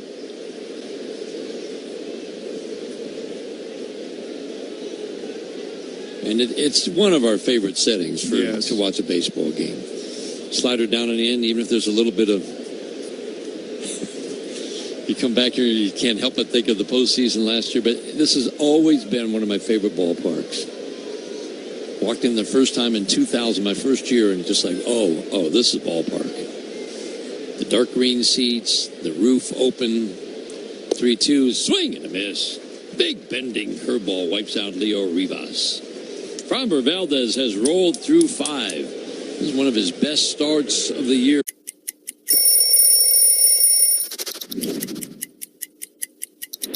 I was in AAA, and right before the game, they said, no, you got to stop. You need to hurry up and go to Cincinnati. You're about to go play a game there. You got 45 minutes till the game starts. So I get in my car, and I start driving, and all I keep thinking about is, which jersey are they wearing that night? So when I get to the locker room, I see my jersey hung up, and love the white jerseys, just the stitching on it, the old school feel to it. The MLB app. Yeah, it's got game. This game. These games. All the games. Pre-game, post-game, and everything in between. This is baseball your way. with real-time stats, scores, breaking news, and custom content that hits every time. Because you choose the teams and pick the players you want to follow. So when they catch it on the field, you catch it on the app. He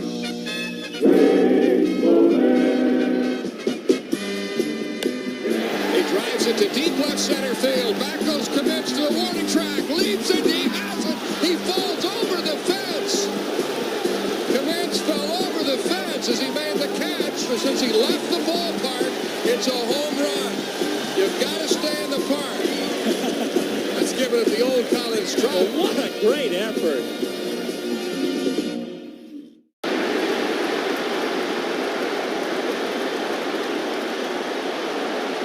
Is the proud hometown partner of the Detroit Tigers, and we're cheering them on every game to a winning season. Home is where your team is, and our home is right here in Detroit. Sixth inning is much by the Jack Demmer Automotive Group. Going and experience the Demmer difference. Hardest working player brought to you by Carhartt. Proud to support Detroit Tigers baseball. The hardworking people who make it possible. Framber Valdez, superb through 5 innings today. Dylan Dingler, yeah, he's working hard every day. 3 RBIs today with his home run, 3rd consecutive home run in 3 games. Keith swings and fouls it out of play to start the 6th inning. And as we thought, the Mariners go to their bullpen. Right-hander Rucker takes over on the mound. This is Michael Rucker, who we saw in Game 1. Curveball misses away. 1 ball, 1 strike. Yeah, and if Bryce Miller did a nice job to get through 5 because it looked like he might not make it out of the first. Keith swings, fouls the fastball away. 97-mile-an-hour fastball. Rucker's a great example of the guy that we talk about. We see half a dozen of these guys every year in their 30s, not much of a track record of success at the major league level, or they haven't been in the major leagues for a few years. And here's a 32-year-old guy who's having a solid year in 22 innings, and he just threw 97. Yeah, getting out right-handers really well. They're hitting just 143. Lefties a little bit different. Swing and a miss, curveball down. That's a sharp, late-breaking curveball down below the knees. Pretty sharp pitch. A strikeout of a hot hitter. Cole Keith now 1 for 3 today. That'll bring up torque. Yeah, that curveball, opponent's hitting 080 on it. So all about getting ahead for Rucker. And then if you could drop that curve in there, you're going to have pretty good success. Torque swings and fouls and out of play. And I think that's the best. It's not all guys who are using analytics, but I do think this is something that analytics have really helped teams identify guys who can help, even though the track record isn't obvious, but they see what they have. Okay, he's still got good arm action. He's still got 96, 97 in the back pocket. How can we make him a usable piece? It's not always the technology, but it can certainly help identify guys that you can make pieces in the bullpen. And because it sure seems like swing and a miss, breaking ball away, it sure seems like we're seeing more guys like this over the last 3-4 years. Guys in their 30s, not much track record, and they're helping a good bullpen. And I think it's just they identify that one pitch and try to get them to use it more often. Torque swings and misses. Ooh, that curveball's a weapon. Yep. Wiped out a lefty, now wipes out the righty. Torque swings and misses on a 1-2. 5 straight strikeouts, 6 straight strikeouts. 4 Mariners pitches now going back to the last out of the 4th inning. So they get them to identify, hey, that's a really good curveball. Yeah. Throw that more often. And then what can we do to make you even better? Once you start using your best pitch more often, how do we make that pitch and some of the other ones that much better? 97-mile-an-hour fastball misses high to Max Clark. I mean, the Rays have been brilliant at doing that. Mm-hmm. Dodgers have a knack for it. Rays have always had the reputation, and it's more than just a reputation. They do magical things with their pitchers down there in St. Petersburg.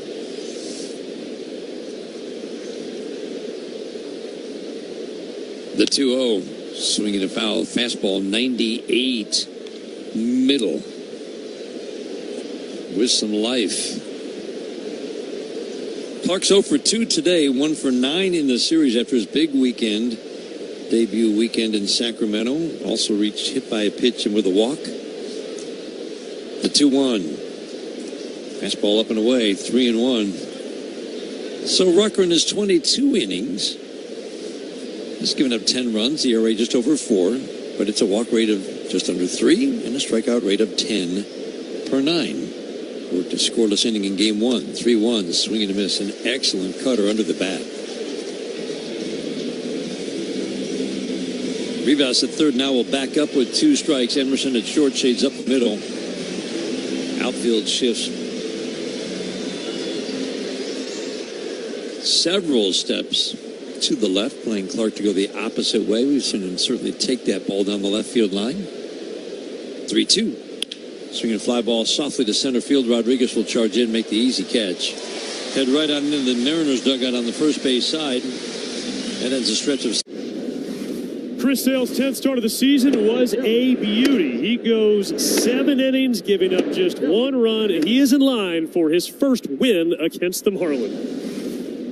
An outstanding outing tonight by Trey Savage. 6 innings, 2 hits, did not walk a batter, struck out 8, kept the Yankees off the scoreboard. 11 strikeouts from Kyle Harrison. Matching a career-long outing for Kyle Harrison and a dominant 2-hit shutout for the left-hander. Wow. Outman over. Outman with the dive!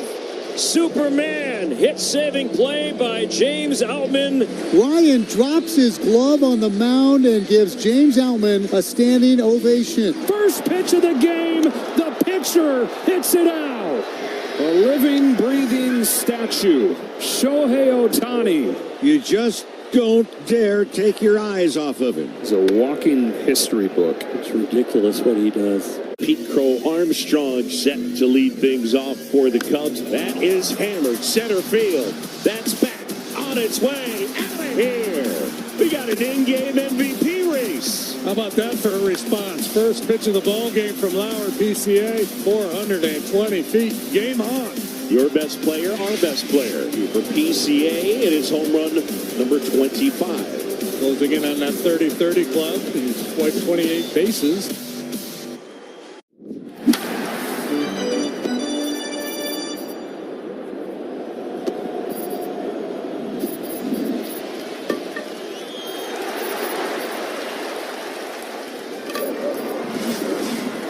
Or go to wallside.com. Looking for a healthcare provider? Go to McLaren.org/primary care to find a doctor near you.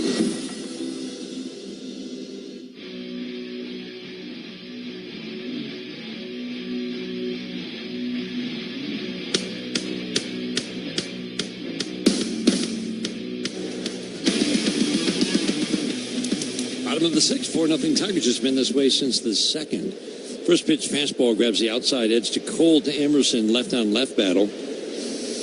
Emerson has been struggling against righties and lefties. Did hit a home run off of Jesus yesterday. Lines a single into the right center field gap. Quickly over, Zach McKinstry gets it in. To Gleyber Torres. That's 2 good at-bats for Cole to Emerson.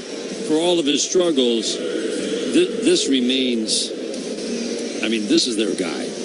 I don't think their hopes for Cole Emerson to be a star in this game have faded at all. It's just what a lot of rookies go through.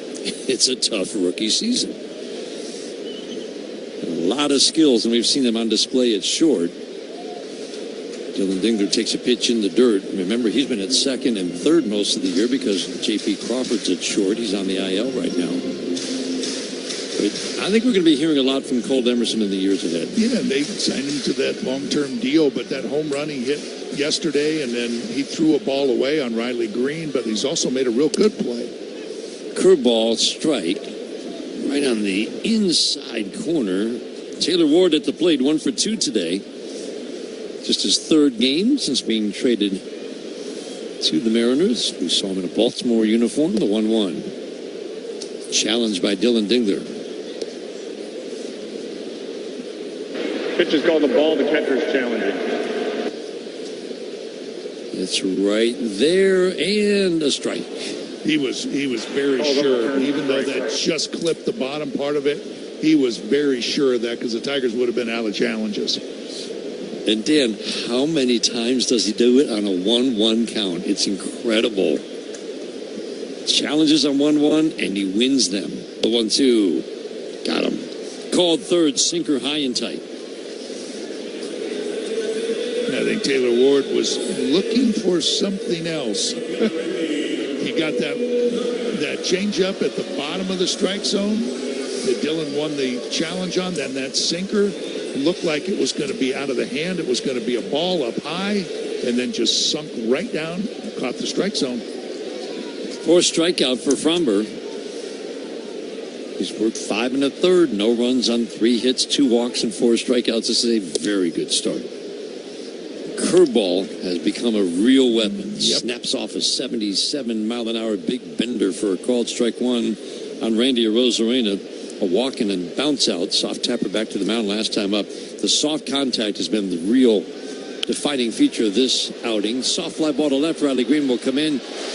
Have to play it on a hop. I don't think he got a good read off the bat. The ball ended up bouncing just about 10 feet in front of him. He slowed down at the end.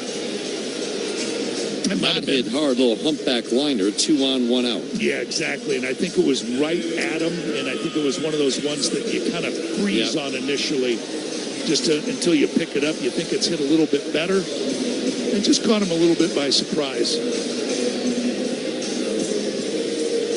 Chris Fetter's going to make his way out to the mound, the Tiger bullpen. Nobody's throwing. This is interesting. Feels like Chris Fetter knowing that he doesn't want this to get away from Fromber. This has been an excellent start. And maybe buying a little time for the bullpen, although there's nobody throwing. I think it's just a reminder, just bringing focus back to making sure he can get out of this jam. This is an interesting visit. You know, and just recently, last several starts, Juan Nieves has been sitting in the dugout on Fromber's starts instead of being in the bullpen. Robin Lund handles that. And that might be a situation of Juan seeing something and just saying, go talk to him right now before it gets out of whack and everything. Get to it right now. Go out and talk to him, Chris. And he goes out and gets the message across. Dominic Canzone at the plate. Talented lefty hitter. Doesn't get to face many lefties. He's been very productive when he has. Canzone takes a strike. He's walked more than he has struck out when he faces left-handed batters. And he's hit 4 home runs and 40 at-bats. The strike 1. Swing and a miss. The reliable curveball. It is amazing. When you see him dial that in early, it's going to be a good day. But just the difference in those ones that he was casting in the first inning or two. Inning. Yeah. And then after that, they've been really got a nice shape to them, and most of them are strikes. The 0-2. Another curveball away from the lefty. 2 double plays turned behind him. Lots of soft contact. Some of those ground balls have been hit too softly for a double play. The 1-2. Got him. Sinker paints away. Canzone takes a called third.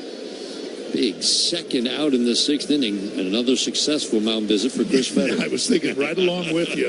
Like, how about that? I mean, just message received. Hey, go with the curveball until you get him looking for that curveball. Start that sinker out off the plate. He'll give up on it.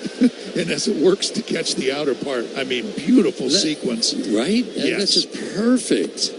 So that ball starts off the plate over in the right-handed batter's box to a lefty, and then just at the last moment onto the plate. It's a big at-bat right here. Rodriguez at the plate. 4-0 Tigers are in the 6th inning. First pitch misses the mark, the 1-0. In the dirt. Now this becomes a very big pitch. This guy's had an ordinary season. Came in hitting .258 with 17 home runs. As we said last night, his track record every single year is a big finish. There's a pretty good chance he's going to follow that track record down these Down the stretch the last 7 weeks, 2-0, change up low, 3-0. He wasn't going to give in to him. He knows it's a turning point. You got to be very careful here. And even this pitch, 3-0. Lefty Young waiting on deck.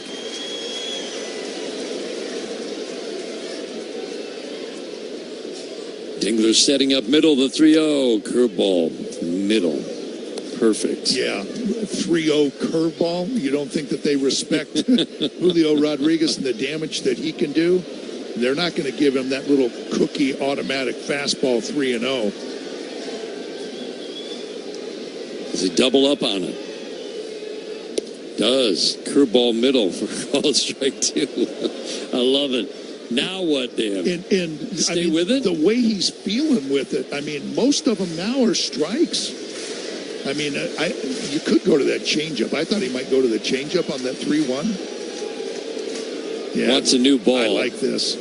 That's just more, I think, of just give me a little bit more time before I throw this pitch. I don't think he wanted a new ball at all. Had nothing to do with that. He just threw 2 really good curveballs. Just give me a little more time to think about this and make that good pitch. Now the gamesmanship continues. Rodriguez asks and gets time and steps out. 3-2, 2 outs, 4-0 Tigers are in the 6th inning. Runners will be off for the pitch. Rodriguez back in. Valdez working third base side, sets. Holds it for an extra beat. The 3-2 swinging a ground ball to third base. Knee-high bounce from McGonigal. Plants throws strike to Torkelson. Great job by Framber Valdez after falling behind. The people are welcoming, they're loving, they're caring. So if you're looking for a familial feel, definitely Asheville. It's Asheville. That's all you got to say. Yeah. They're excited to be back and back on their feet, so it's been awesome to see the rebuild. Winning or losing, like everybody's there having a good time rooting us on. So I've always enjoyed that the whole year. You play here at the tourist park and you feel like you're back in the old days playing real baseball. Nestled right into the mountains there. That's right on a cliff. Pete Crow Armstrong set to lead things off for the Cubs. That is hammered center field. That's back on its way out of here. We got an in-game MVP race. How about that for a response? First pitch of the ball game from Lauer, PCA, 420 feet. Game on. Your best player, our best player. For PCA, it is home run number 25. Closing in on that 30-30 club. He's swiped 28 bases. Te encantan los jugadores. Te encanta el juego. ¡Y se fue! Ahora puedes ser el dueño de grandes momentos del béisbol. MLB Auction te permite participar en la subasta de bates, bolas, jerseys autografiados y más, con artículos de tus equipos de grandes ligas favoritos, leyendas y jugadores agregados toda la temporada. Cada artículo es autenticado por MLB para asegurar que lo que llega directamente a tu hogar es original. ¿Quieres una parte del juego? Visita auctions.mlb.com.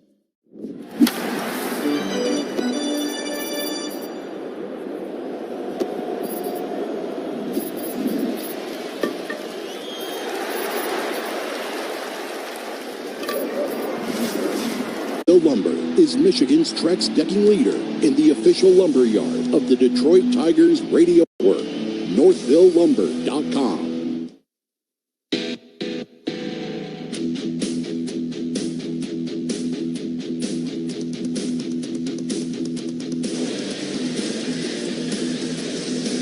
Today's game brought to you in part by Corewell Health, reminding you together we can overcome any obstacle, fight any battle. Cole Wilcox, one of 2 Wilcoxes to ever play in the major leagues, and the other was your teammate. I can't believe that. Isn't that wild? Yes. Milt Wilcox and Cole Wilcox. Milt Wilcox had a great season. 18 wins, right? In 84? Yep. Javi Baez takes the strike. So it's 17. Ground ball to short, backhanded by Emerson. Plants throws, bounces it intentionally. Ooh, that was a little weak. Fielded by Wilson in front of the base, a weak one hopper, and he just tags Javi in front of the base, one up and one down. Good intent. Yeah. Right intent. Just he threw a changeup. Yeah. Not ideal.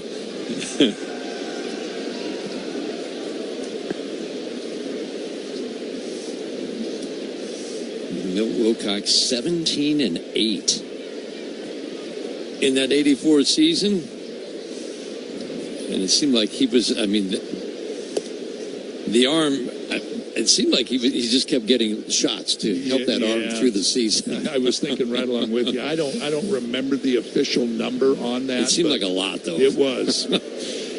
I mean, that's just guts to want to continue pitching for that great team, that championship team, and he did. And that was really the end of his effectiveness. His career ended here in Seattle. So I had completely forgotten. Cole Wilcox is 27-year-old from Chattanooga, Tennessee. This is his 23rd appearance. Pitch is called a strike. The batter's challenging.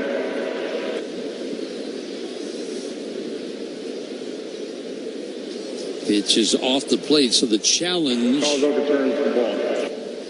by Zach McKinstry. And that's a big miss by less than 1/10 of an inch. I mean, the number of misses we see. Couldn't squeeze a human hair in between them. Fastball on a 3-0 middle. Pitching changed much by the Sam Bernstein Law Firm. When you need the right call made, 1-800-CALL-SAM. 23rd appearance, Cole Wilcox has been good for the Mariners. Walks have been a problem. 3-0. Spins a sweeper to the top of the strike zone and gets a called strike 2. Yeah, he was in that game on Tuesday. Just pitched 2/3 of an inning, both strikeouts. Sweeper away, and the Tigers have their first base runner since the second inning.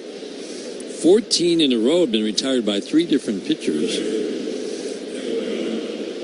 But it's all about the way this game started. Bryce Miller having a great season. 2.80 ERA. Injury delayed start to the season for him in 12 starts. Low walks, high strikeouts, and the Tigers scored 3 in the first. McGonigal takes backdoor sweeper, strike 1. McGonigal started the game with a walk. Torres saw 7 pitches, fly ball to right. But they'd already made Bryce Miller work hard through 2 batters. Dingler hit a home run. Green and Keith followed with doubles back-to-back. And the Tigers had the 3-0 lead, 5 batters in. With strike 1. Fastball high and outside at 97.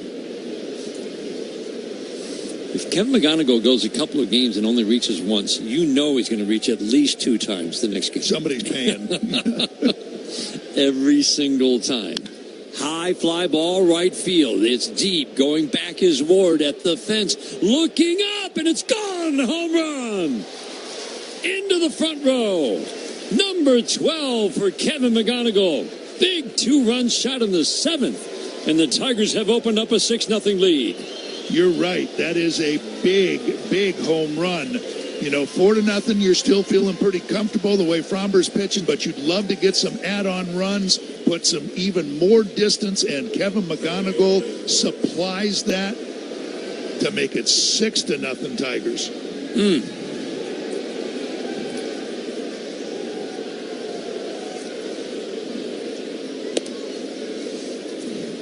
Man, that was high in the air.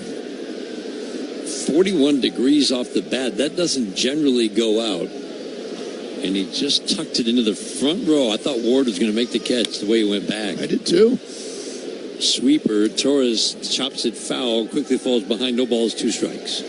And even if he went up and tried to climb over that wall, it was just far enough. Yep. About 2 rows deep, 1 or 2. But it looked like it just kept going and going.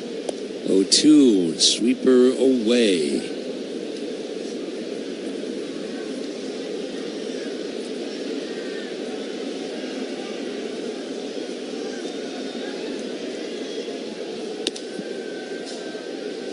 Fastball misses outside. 2 balls, 2 strikes, 6-0 Tigers in the 7th inning, and 8-0 win in game 1. So they had back-to-back shutouts Sunday and Tuesday. Farmer Valdez has shut out the Mariners on 3 pitches through 6 innings today. Tigers heading on to San Francisco, a Giants team that has been really struggling most of the year. They are 19 games below the 500 mark. 3-2. Ground ball up the middle into center field, a base hit. Center cut fastball, 97. Gleyber Torres didn't miss. Sharp ground ball single after the 2-run home run. Man on a man out. Heart of the order coming up. Dylan Dingler striding to home plate.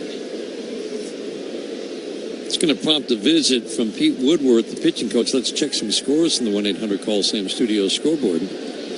Brought to you by Meijer, the official grocery retailer of the Detroit Tigers radio network. The Boston Red Sox 30-5. Every time I say that, it doesn't sound right. 30-5 since their 32-46 start. They're at home against the White Sox tonight. And all Tigers fans cheering for Boston to just keep on going and beat the White Sox again. White Sox start the day 3 games ahead of Cleveland. They've been above the 500 mark for a long time, but they've fallen to 59-54. And what a homestand we have coming up after this 3-city West Coast swing with Cleveland and the White Sox.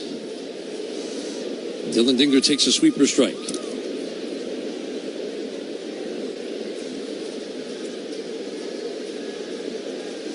Wilson holding with Torres at first. Short, cautious lead. Dingler swings, fouls one over the screen. Fastball away at 97. He's hitting all kinds of pitches. Early in the year, Dan, we marveled at sinkers in where he would pull the hands in and hit it out to left. Today, he took a pitch away and drove it over the center field wall for the 3rd straight day. He's covering all pitches. Swinging a line drive into right field. A base hit. Sweeper away, and he did it again. Torres around second. He'll scoot over to third. And then the throw goes away from everybody. Wow. Taylor Ward just missed both cutoff men at second. The ball trickled toward the third base line, and in to score comes Gleyber Torres. Sloppy play by the Mariners, and a 7-0 lead for the Tigers. Boy, I mean, what a nice piece of hitting again by Dylan Dingler. Just getting that pitch out over the plate and just kind of half swinging, poking it into right field. And not poked, I mean, that was well struck. And then just kind of lobs the ball in, misses Cole Young at second base right over his head. He's just trying to ease it in. I mean, you missed both guys. Airmailed it. Green takes a changeup at the belt for ball 1. Yeah, he just kind of aimed the ball. Like you said, he missed both guys. Young and Emerson. That puts Dingler on second base. Changeup gets a swing and miss on Riley Green. 1 ball, 1 strike. So no RBI.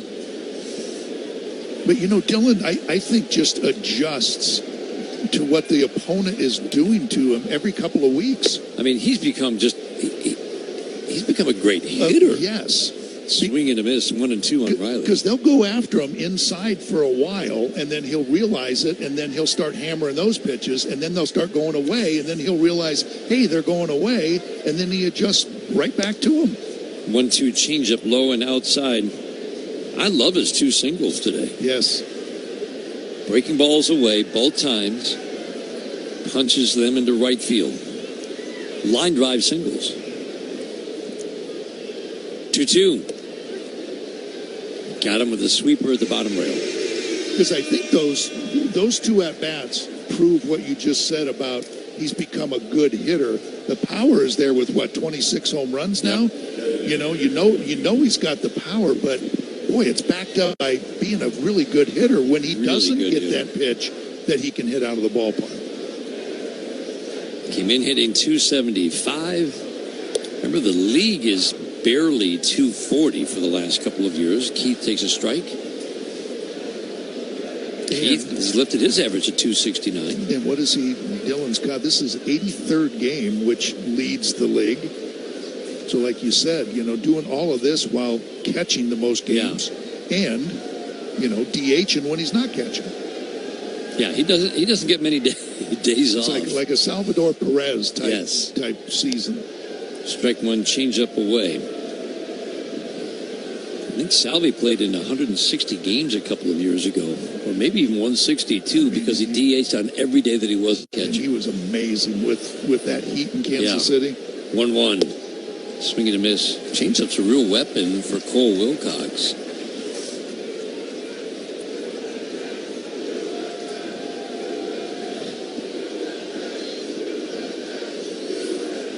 7 runs on 8 hits for the Tigers. No runs on 4 hits for the Mariners.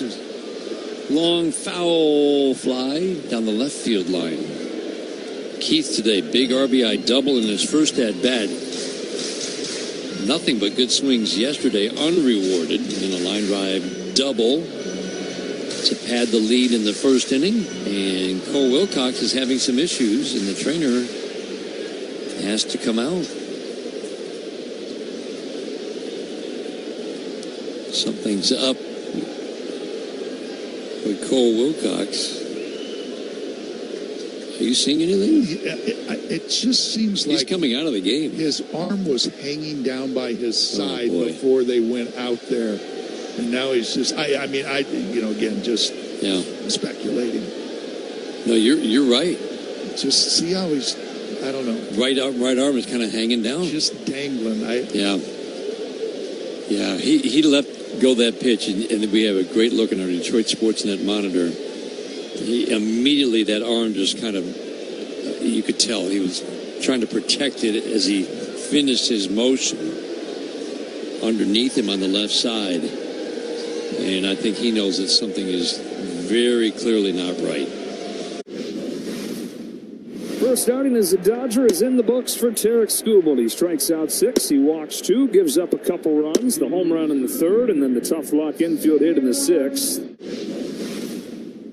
Luis Ariz make a debut. He's 2 for 2 with 2 runs batted in, and it's 2-0 Phillies. Welcome to the Rays, Liam Hicks, a grand slam, and it's 5-1 Rays. Make it 2 for Willier. A big fly! Exclamation point! It is 14-2 Red Sox. Torres back. George Lombard Jr.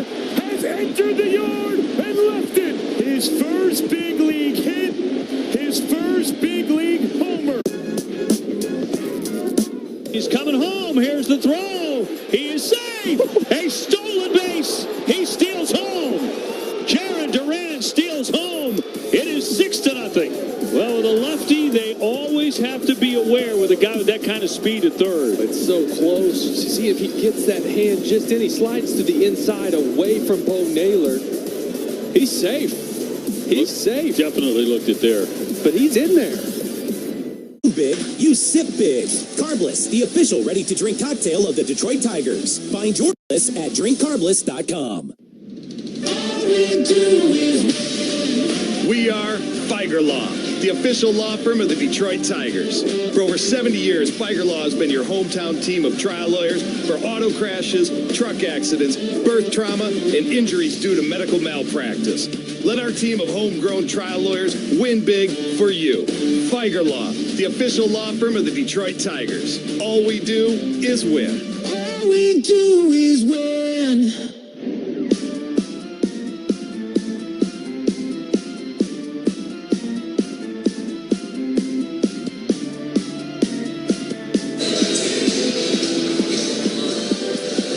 Let's pause right now for station identifications. The Detroit Tigers Network.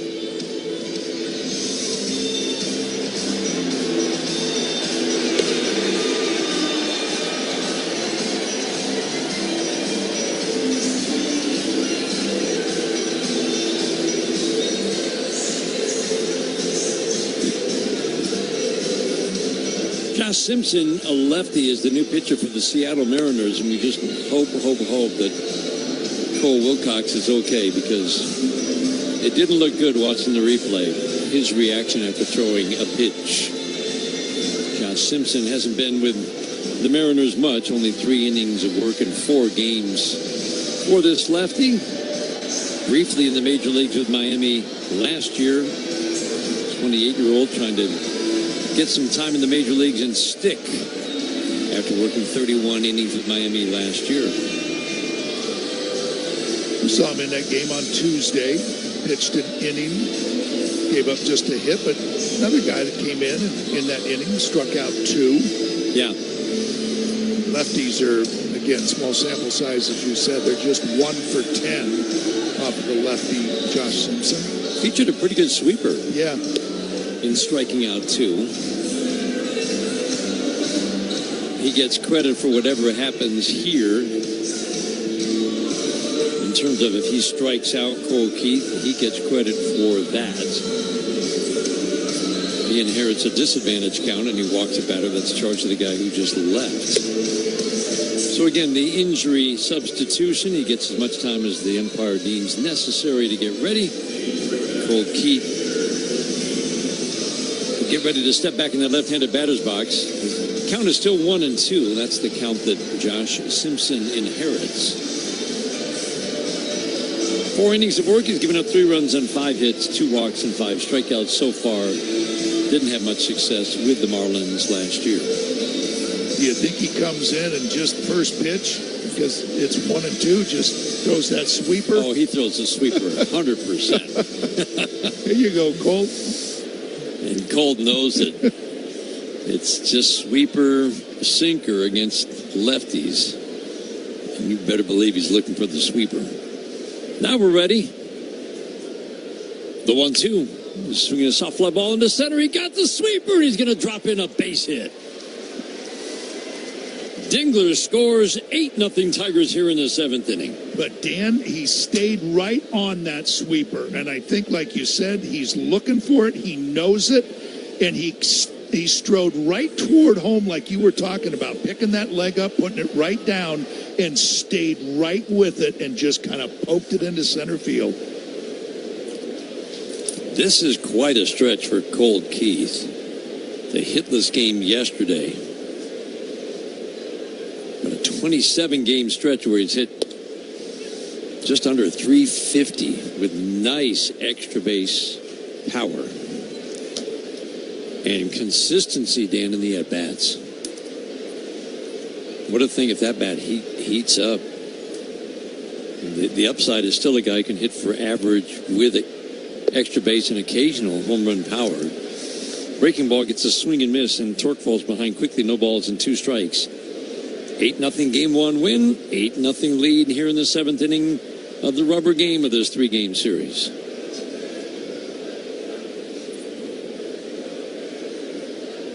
The 0-2, low and away.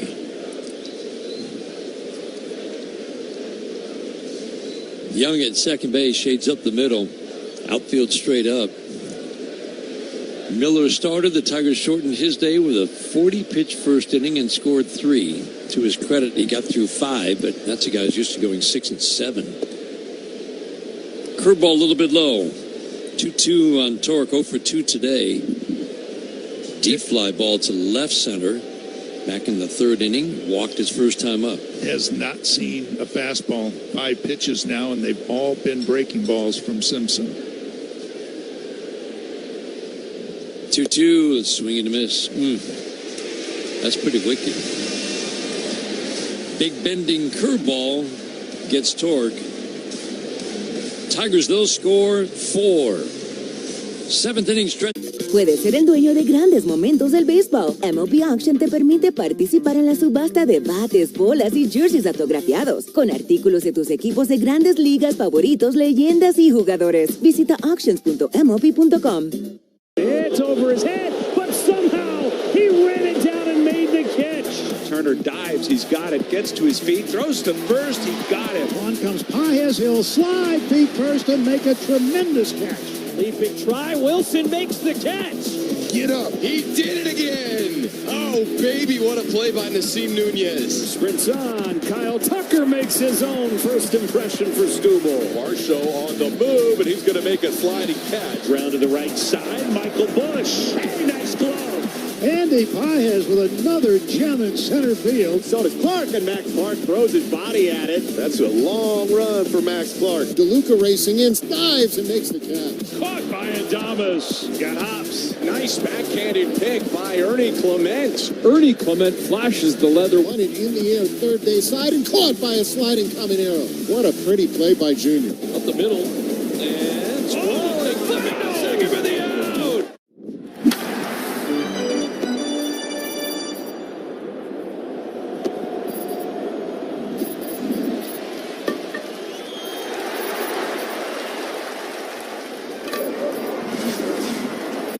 summer. Ballpark Franks. They plump when you cook them. It's time to take a bite out of summer and fire up the grill, America, because, oh yeah, it's ballpark season.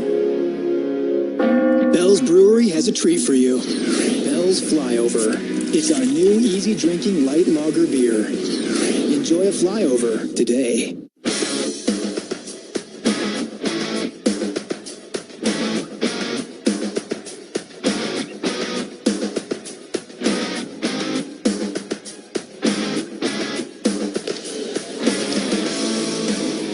Valdez trying to make a consecutive 7-inning starts on this road trip.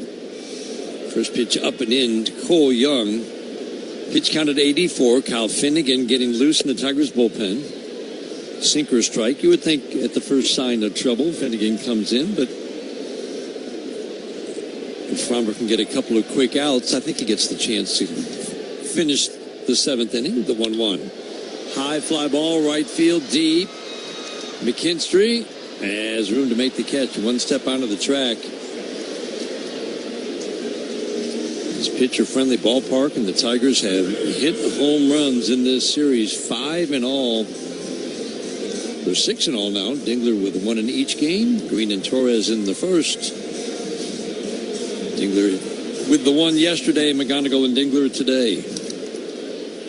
Boy, to score runs in this ballpark, it's not easy. And the Tigers have scored 8 in games 1 and 3. Weston Wilson, curveball, ball 1. And not just in this ballpark, but against this pitching staff, too. I mean, the amount of runs scored, you figure they're going to be low scoring, and so far, games 1 and 3, Tigers have done a great job.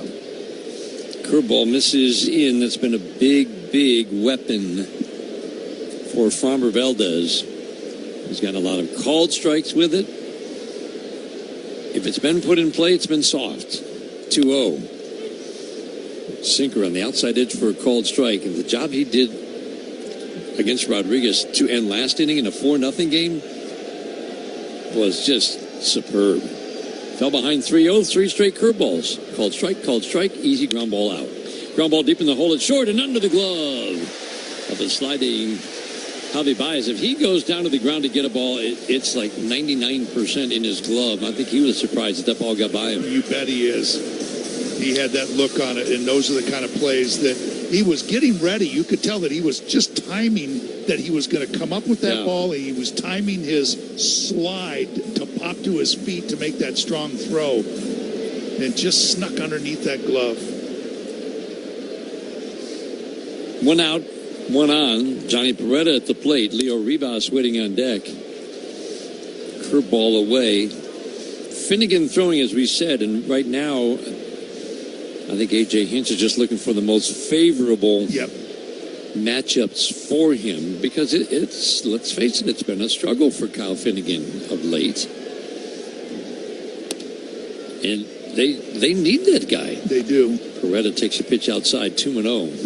And you know that Fromber, here's where he really needs a double play, because you want him to finish this. I want him to finish the 7th inning.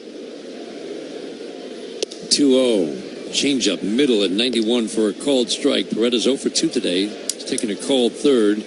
Grounded out to short. Great double play candidate. Middle of the infield, Baez, Torres in double play depth. The 2-1. Ground ball to short. Baez to Torres. A little hitch, but he throws to first, and they turn the double play. Torque had to come off the base to get it. Lands back down to the base. What a day for Framber Valdez. 3rd double play turned behind him. Ends his day on obviously his trade deadline was tough. Trading away Skubal and Mize, but I just love how the Tigers have responded. Malgeri swings, fouls the pitch out of play. 71-72 at the top end for Victor Robles. Yeah, I was thinking about in Sacramento that, benches clearing thing that happened on Saturday, and the Tigers went out and had a shutout on Sunday. Yep. Change up for a strike to Malgeri, 1-2. Then they had the same situation last night at the end of the game, and come out today and make a statement again after those little dust-ups. Fastball away, and 2 balls, 2 strikes.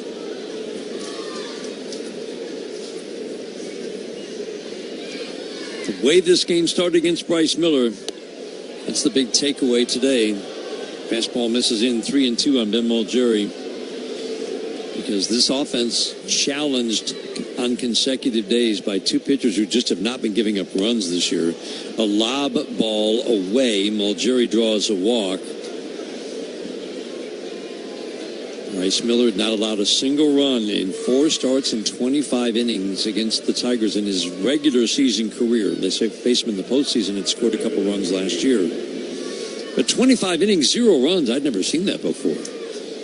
And 5 batters in, the Tigers had a 3-0 lead. Hao-Yu Lee takes a slow lob ball, ball 1. Swing a line drive, foul down the first base line. Bounced about 3 feet, foul. Bases are loaded. 5 straight singles to start the 9th inning. RBI so far for Max Clark and Javi Baez on their singles. 11 runs on 16 hits for the Tigers. This offense has been exploding in recent days. Line drive into left. Did he hit it too hard? He did, right to Arozarena. Clark's not going to tag. Ball lobbed in by Arozarena.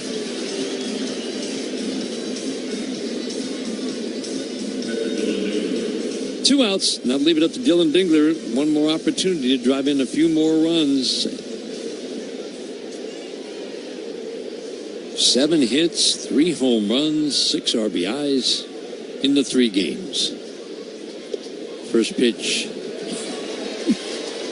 46-mile-an-hour, nothing ball, strike 1. Did you see Robles, just like in softball, where you throw it up and then start running backwards? He threw that and started running backwards. Dingler swings. It's a high fly ball, left center field. Rodriguez didn't see it. It's an adventure for Arozarena. He makes the catch, though, in deep left center. Dingler flies out. Here's Rosario. High fly ball. Deep left center. PCA back. Looking up. See ya. A long home run for Rosario.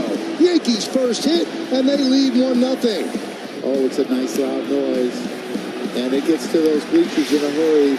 Any wind is blowing a little bit out to left center, so it's going to help that ball. So Rosario had been slumping 4 for his last 28 before that home run. I feel like food and sharing a meal with someone is a universal language. You can't go to a ballpark and not have a nice hot dog.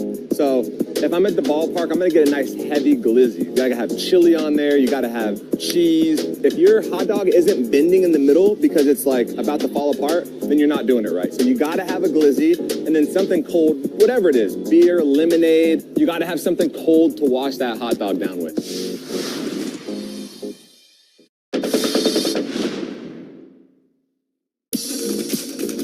From about 1905 to 1925 or so, teams actually issued cardigans as part of their team uniform. In that era, knitwear was actually having a heyday in sports. Think of ski sweaters or Argyle sweater vests on the Gulf Green. And baseball decided to jump on the bandwagon and create cardigans.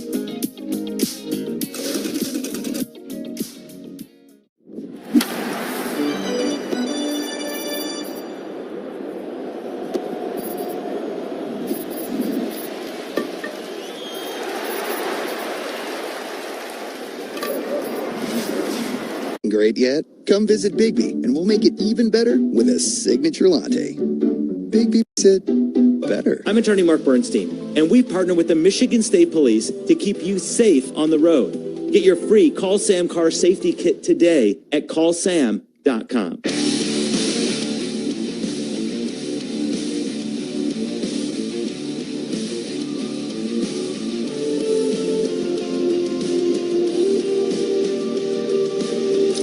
Some change brought to you by your Southeast Michigan Ford dealers. Brendan Hannafy on the mound. Like Finnegan, in need of just a good inning, a clean inning with a 0. First pitch slider misses to Arozarena. Now fastball fouled back. Ooh, he took a rip. Sure did. Had a sinker and fouled it straight back. Dan, what were some of your thoughts on Brendan? We've talked a lot about it. He said, I'm not a pronator or a supinator. That's why my slider will probably always be problematic, meaning inconsistent, but he's sinker slider, and he needs to figure out another pitch that can be a weapon for him. Yeah, I mean, the biggest thing is he does, but he's got to figure out how to get those right-handers out. That's what he's here for, the pocket of right-handers. Yep. And it's getting the sink back. Half cut on a four-seam fastball away, a flat-footed flail from a Rosarena, and he strikes out. But it's the sinker getting the good sinking action to it where he starts getting the ground balls rather than kind of the flat horizontal sinker, if you will. You know, it's not quite sinking enough, and that's why they're barreling it up. First pitch sinker off the plate away to Dominic Canzone. Lefties have hit him for more power. Righties have hit him for average and a little bit of power. It's been a tough go. Line drive on one hop into right field, a base hit for Canzone. The fact that the changeup is not really a weapon against lefties has hurt him.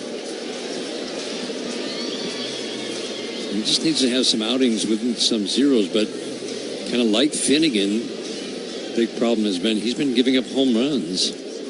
3 in his last 6 outings, covering just 4 2/3. And if you're a sinker ball and that's your bread and butter, you can't be giving up home runs.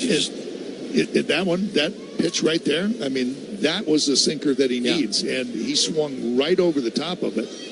And Julio Rodriguez hit the big home run yesterday off of Hannafy. And that one was just a pitch on the outside part of the plate that just kind of stayed flat. That one had the good sinking action to it, real good sinking action. And this could be a lift for Hannafy.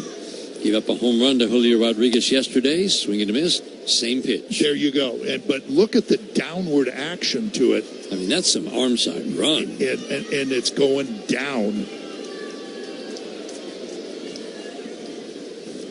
It's still 96, 97 at the top end, the 0-2. Slider away. The problem with the slider is just too often, Dan, ball out of hand.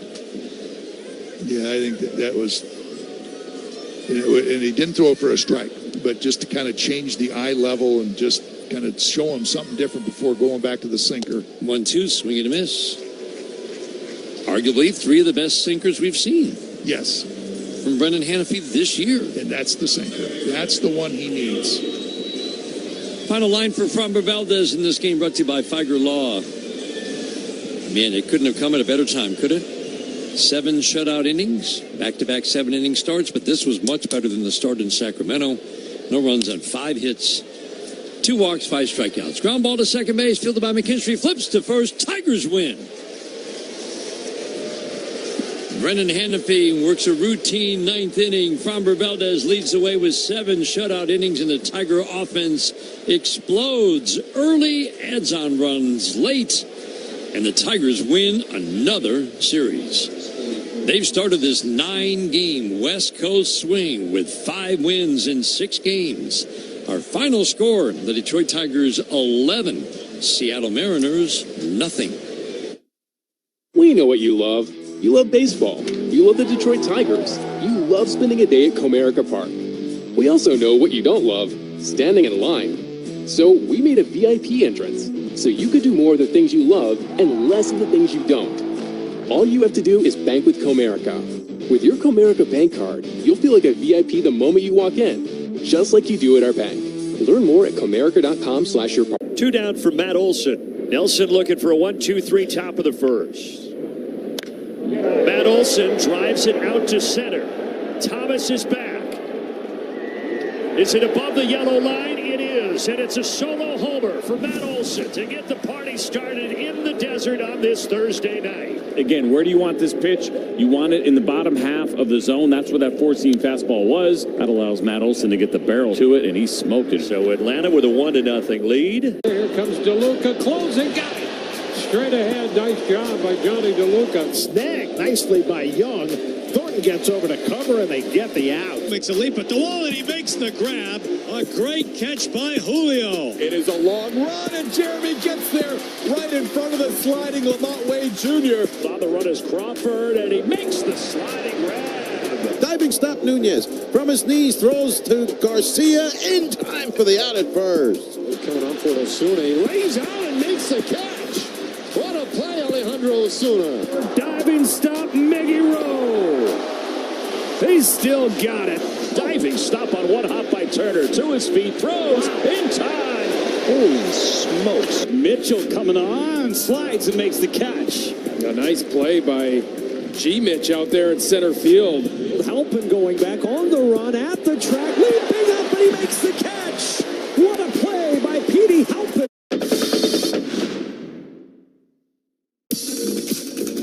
From about 1905 to 1925 or so, teams actually issued cardigans as part of their team uniform.